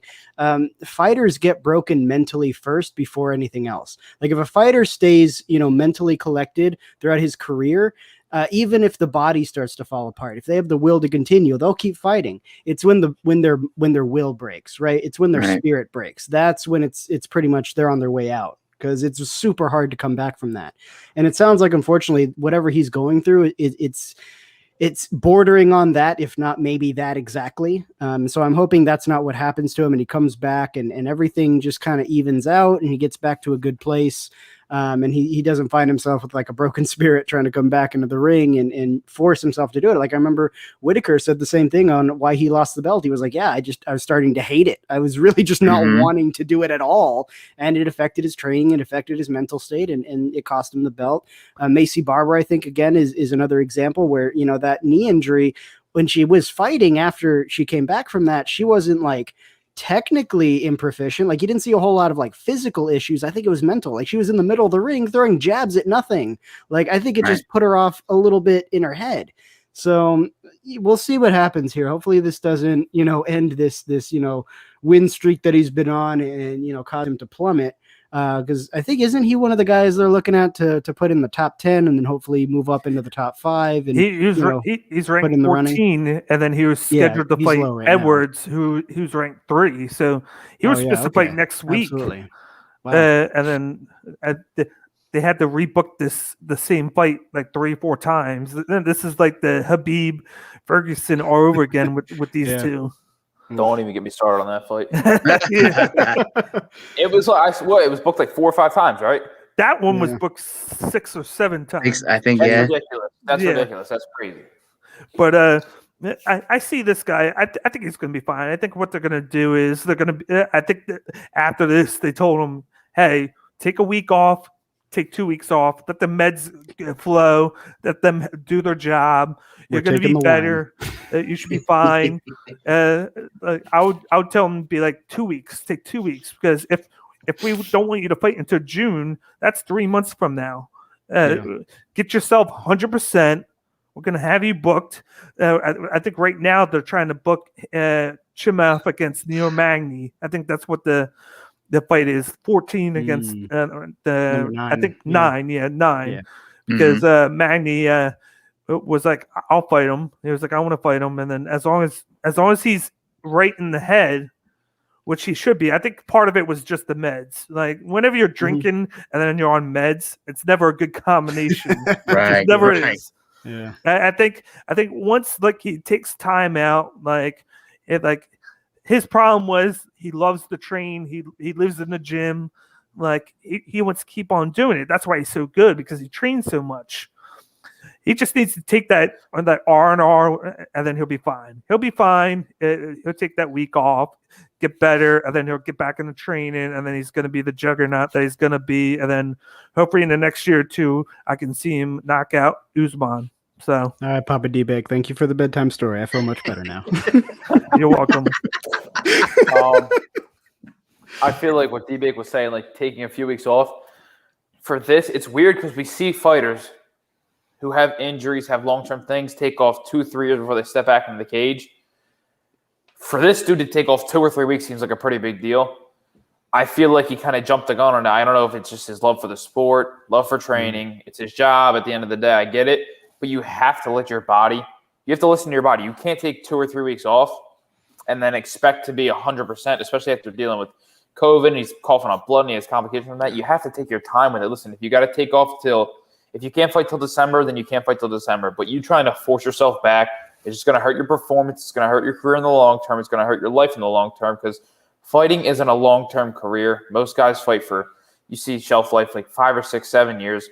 You have a life to live after that. So if you're trying to force yourself to come back from something that's so detrimental within a few weeks, it's just not going to work out for you.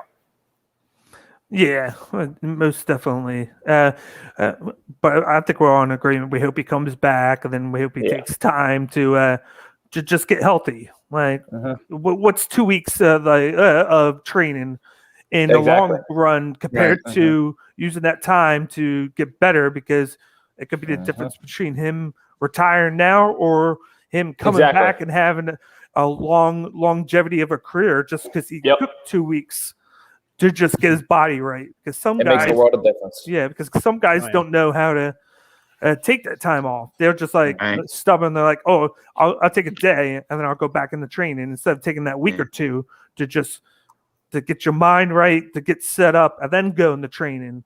Like it's That's all what the article I was reading said, that he was on the meds and he wasn't supposed to be training. Yes, but he went ahead and went to train anyway.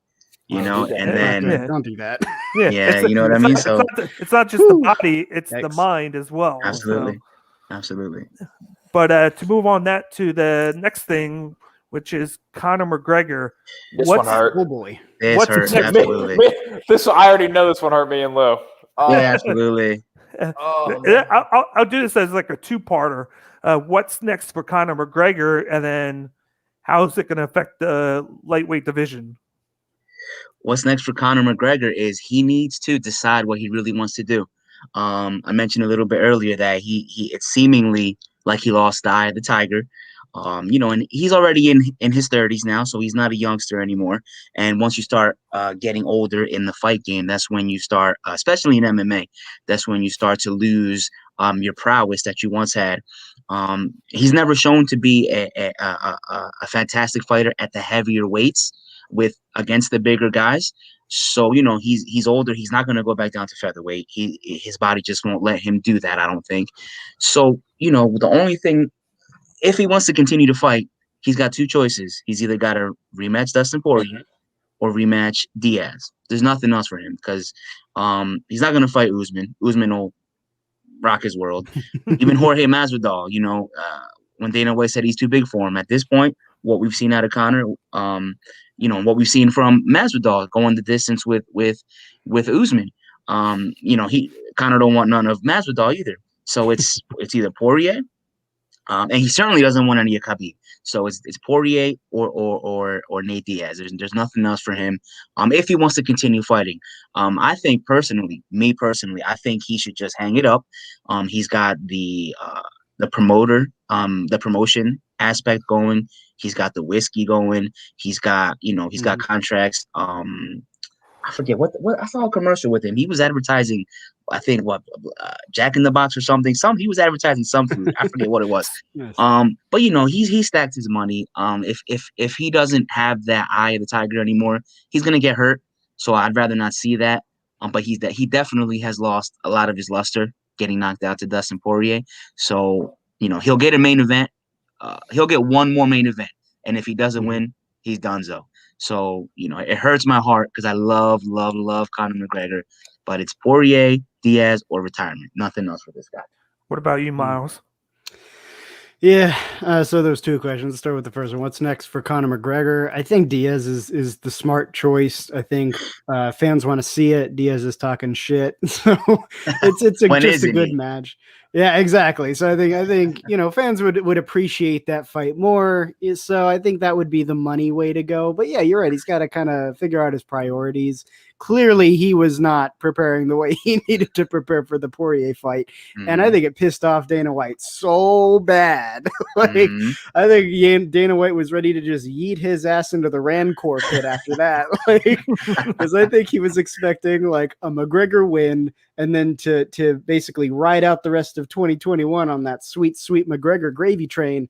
But then that didn't happen. So now he's got to kind of earn his way back into good graces. And I think the Diaz fight is the best way to do that. Diaz is on his way out anyway, so why not use him as a springboard to get Conor McGregor back in the game? You know what I'm saying? So yeah. I think that would be the smarter matchup to do. And then what was the second question, D-Beck? I think it's going to affect the lightweight division. I skipped right past that. I'm sorry. Yeah, not too much. I mean, if he loses the Diaz fight, then he's just not there anymore. Because right now, isn't like the top 5 pretty much? That's where it's all stacked right there. And Conor McGregor is 6, so he's not. I guess below him at number 8 is Dan Hooker, and then you got Dos Anjos and Paul Fiedler's at number 10. So there's guys in there below Conor McGregor who would have a shot, but maybe if he doesn't beat Diaz, just move him out of the way to give those guys a shot to rise. You know what I mean? So I don't see him having a huge impact on the lightweight division until he earns his way back into the good graces. I think that's got to be step one. And then once we get there, we can talk about, the longevity of being in the lightweight division, if that's what he wants to do at all. You know what I mean? Yeah. Well, first off, cheers. Hey, cheers. Nice. Let's go. What's up? Proper number 12. But for me, it's he needs to be committed to fighting. I feel like the past couple of years, he's had that 1 foot in, 1 foot out mentality. The reason he had so much success was because he was fully committed to just fighting. He was all about the fighting. He developed that shit talking personality and all that, but then he backed it up because he was fully committed to fighting. But then he retired. He kind of retired the first time. I kind of partly blame Dana White because Dana White kind of egged him to take that Floyd Mayweather fight because it worked well for not just McGregor's pocket but for the UFC. And then that's why you saw every time they had those press conferences, Dana White was always there. So no matter what you heard Dana White said about he did that but he needs to come back, you knew damn well Dana White was like, go do this. This make me money. Yeah, make me a lot of money because of giving UFC publicity. Yep. He did that. He did that boxing, and I think it kind of had like a negative effect on him because if you saw his game planning for fighting before that to afterwards, he turned into a completely different fighter. Like you just saw the Dustin Poirier fight was a perfect example. All you saw him do was boxing. That's all he did. He didn't do anything else that he was known for. And it did defend the leg kick, didn't do this, didn't do that. All he did was box. And it killed him. It killed him in that fight. And then he wasn't the same. And then he has all this background stuff that just kills him with the proper number 12, all the appearances that he makes. I feel like he's not putting his 100% into the training that he should. because of how big of a person he's got on the grander scale, like with all the appearances, all the being in the commercials, advertisements, sponsors, and everything. He if he wants to fight still, he needs to just take a step back from all of that and then just train. I feel like the next thing for him is, I think it's going to be Poirier, just because that's what they're going to do. Poirier is going to want that third fight just to finish him off and get him out. But I think it should be Diaz. I think both fighters should retire personally, because I think Diaz is overhyped because he got destroyed by Masvidal. Let me not get started about Masvidal right now, because I think he's overrated too. But Street Jesus overrated? Come on, man. The dude just got killed. I'm just kidding. By Usman. But yeah, I think is likely going to rematch. But yeah, I think he should go for Diaz. That way it doesn't affect the division. I don't think there's anything beneficial for him to fight Poirier again unless he is fully committed. I don't think he's ever going to be fully committed to fighting, with everything else distracted him. So take the Diaz fight. I think the way that affects the division is not really that much, because the top 5 is kind of in a logjam as it is. They're trying to figure out who's going to fight who and who's worthy. Like you have Poirier up top. Like first they need to find out, what is Habib doing? I think they should have stripped him of the title just because he's retiring. And if he says play soccer already, he wants to play soccer anyway. Just let him go play soccer. let him go, vacate the title, honor him, and then move on. Because right now the division's held up because of it. You got Poirier there, who should be the champion. That fight, that second fight last month, should have been for the title. You got a guy like Michael Chandler, who I think should get a shot, but then you got Olivier, who probably has a case for the shot too. So they have guys up there that can fight for the title. He just needs to step back and take the Diaz fight. If he wins, then maybe do something with him. If he loses, retire. Right. I'm going to throw my 2 cents, and then we'll wrap this up, because this is possibly the longest show in sports boxing history. I think it's a difficult situation for him, as Khabib actually just said this the other day. It's almost impossible, actually, I think, for a fighter to hit their prime 2 times.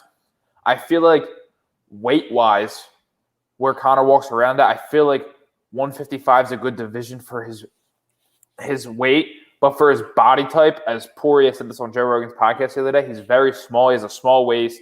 His shoulders are smaller. He's a lot smaller than those guys. So I think 145 would be the best move for him personally right now. But the guy's worth probably $200 million. He makes ridiculous amounts of money every day. He lives on a yacht. Are you going to want to go cut from 168 or 170, whatever he walks around at, to 145? No, and I don't blame him for doing that. So I feel like Poirier is the only fight, or Diaz. I feel like the Diaz fight kind of would be an easier fight for Conor, not to discredit Nate Diaz, but just because of what happened between Poirier and McGregor recently. I think that would be an easier fight for him to go out and win. But I think right now what the UFC is leaning towards is booking Poirier and McGregor 3, hopefully with fans, like they were trying to do that in Texas that I saw earlier that we were talking about. But who knows? It's either you have to be all in or all out, especially in this sport. Like he has to either go isolate himself back home in Ireland with his team, figure something out, go in with a better game plan, and train like he has $2 in his pocket, or say, I was a double champ, I did my thing, made all this money, I grew this sport myself. Cool, I'm gonna go right off in the sunset. I'm gonna go buy another yacht, and I'm gonna go to wherever. I'm gonna go to an island. See you guys. Thanks for the. But he has to pick one or the other, and you have to fully commit yourself to it. You can't be half in, half out. And I feel like over the past few years, he has been half in, half out. It's hard to not be with all that money, you know.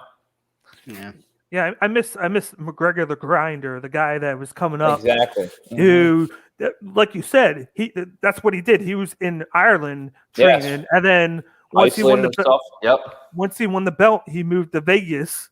They moved to Vegas, and then that's when all the other like distractions showed up, like the proper number 12, or let me fight Mayweather, or retire, or the let me throw stuff at a bus to get Habib's attention. Yeah.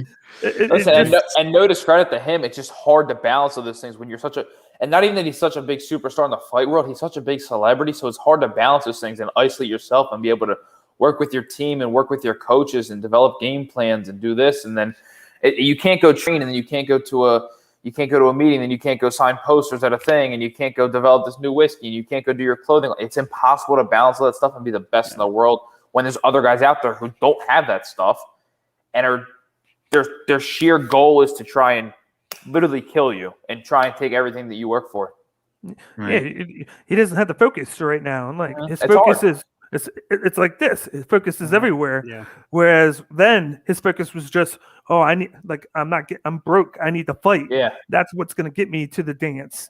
Is my training. And that's when he was at his best. And he's lost it because of the constant movements of doing things and then retiring, and then he's not fighting as much anymore. Like he fought a couple months ago.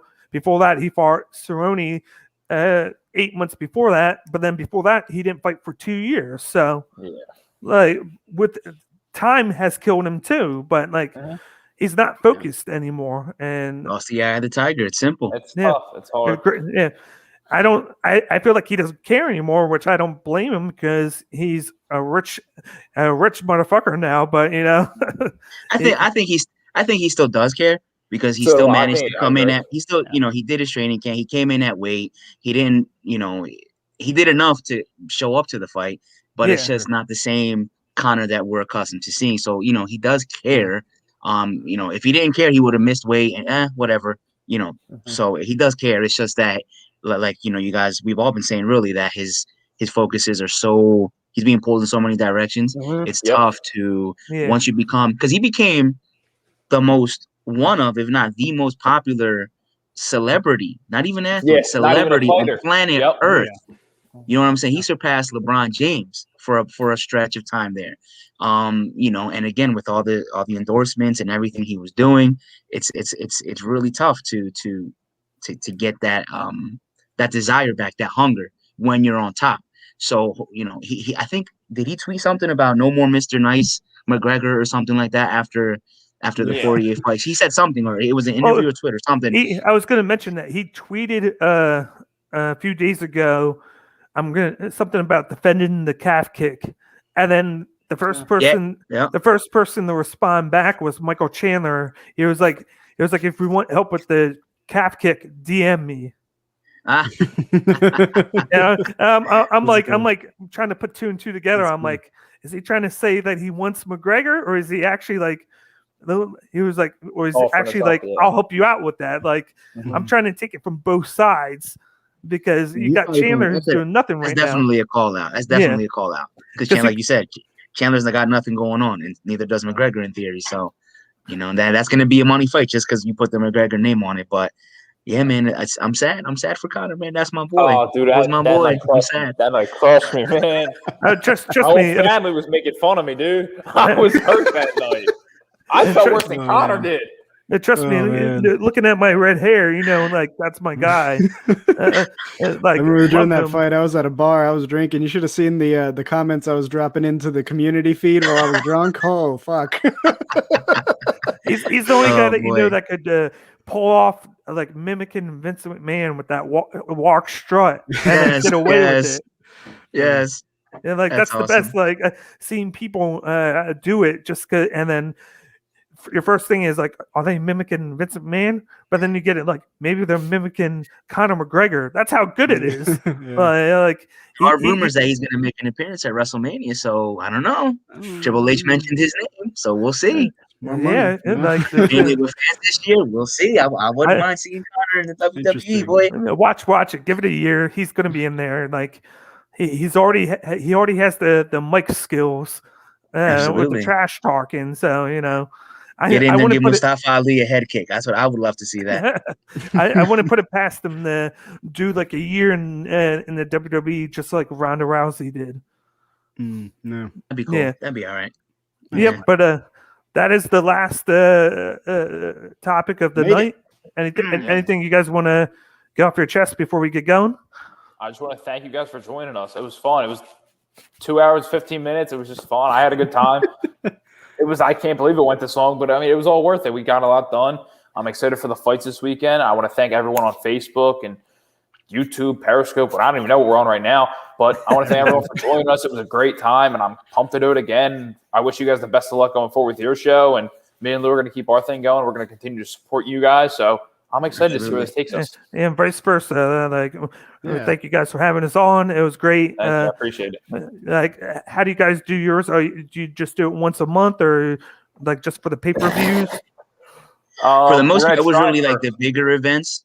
But Bobby and I are both in college right now, so it's a little bit hard with college is college, man. You got to get that done. So it's tough. I hear you. But I love I listened to you guys last time, and it was great. You guys definitely know your shit, and it was nice to be able to do this. I hope we could do this more often, for these big fights. This was a huge one. So in my head, I was like, we have to do something. Because there's 3 title fights, and then just 1 to 8. The even with the prelims, it's stacked. I'm usually I'll turn it on in prelims, and I'll give it half notice, and then once the main fight card goes on, then I'm fully focused. On this one, I feel like I'm gonna have to tune in 5, 6 o'clock, and then be tuned in for the rest of the whole thing, because that's how packed it is. I'm trying to plan how I can get a table, because I don't have pay-per-view, so I got to go somewhere to watch it. So I'm calling places now, trying to find a spot. I tried Buffalo Wild Wings in my area; they're too small. They couldn't even seat for the Conor Poirier, or the McGregor Poirier fight, and they were that's too big. So I'm just gonna sit in my chair, but I'm a bad boy, and I do it illegally, so. Don't say that naughty. I don't care. FBI, that was a joke. That was a joke. Another 3 days. Please don't persecute. That was a joke. Brian, sorry, bro. We're not trying to get kicked. Yes. Brian, sorry. No. I'm actually going to my I'm actually going to my buddy's house, so I'm watching it at his house. Yeah, so his buddy's a dirty criminal, not him. No. Because we were going to go out, and then the same thing. It's I'm not going to try and go super early and then sit there for 6 hours. And then he was like, let's just order it. We'll split it. I'm like, yeah, it's worth it. This is one of those fights. It's worth it to pay to watch it because of the 3 title fights. So we're going to do that. I'm going to be doing the double stream. I have to, because it's the All-Star weekend this weekend as well. So Saturday is the skills competition, the 3-point contest. So I'll probably have that on the computer and the UFC on the big screen. Because I can't not watch the skills competition. Can't do it. Yeah, but you can find both of our podcasts on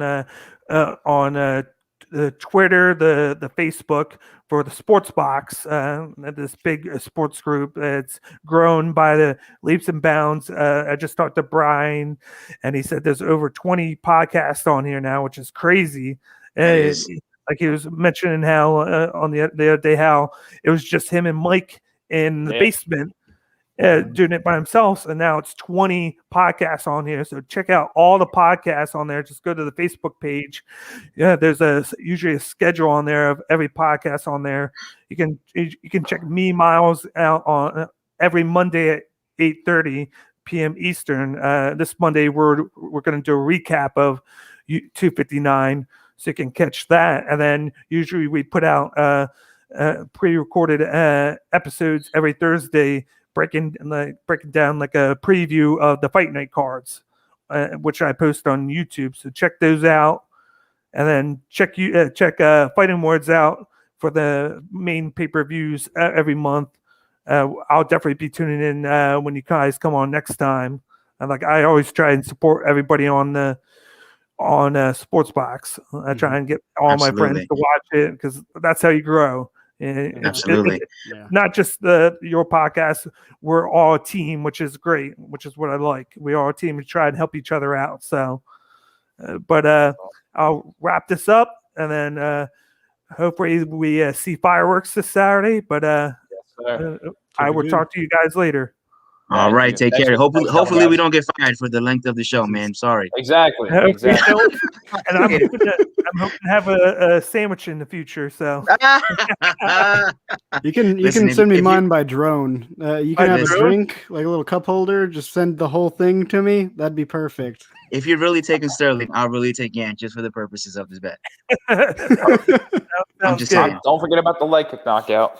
The leg kick, yes. I'm expecting 3 sandwiches to come my way. That's what I'm expecting.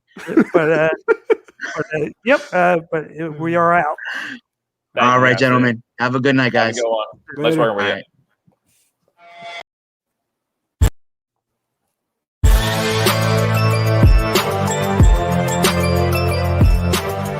Thank you for watching this episode of Cage My IQ on the Sports Box. Please remember to follow us on all of our social media outlets. On Facebook at Sportsbox Show, Twitter at Sportsbox Show, Instagram at The Sportsbox Show. Find us on YouTube and join Outside the Box, our Facebook sports discussion group. The Sports Box is brought to you by our sponsor, Showcase Sports in Hamilton. Showcase Sports for the elite athlete. And also our friends over at CrowdPlay. Download the free CrowdPlay app today and use promo code THEBOX at sign up for 10 free points. Thank you for joining us.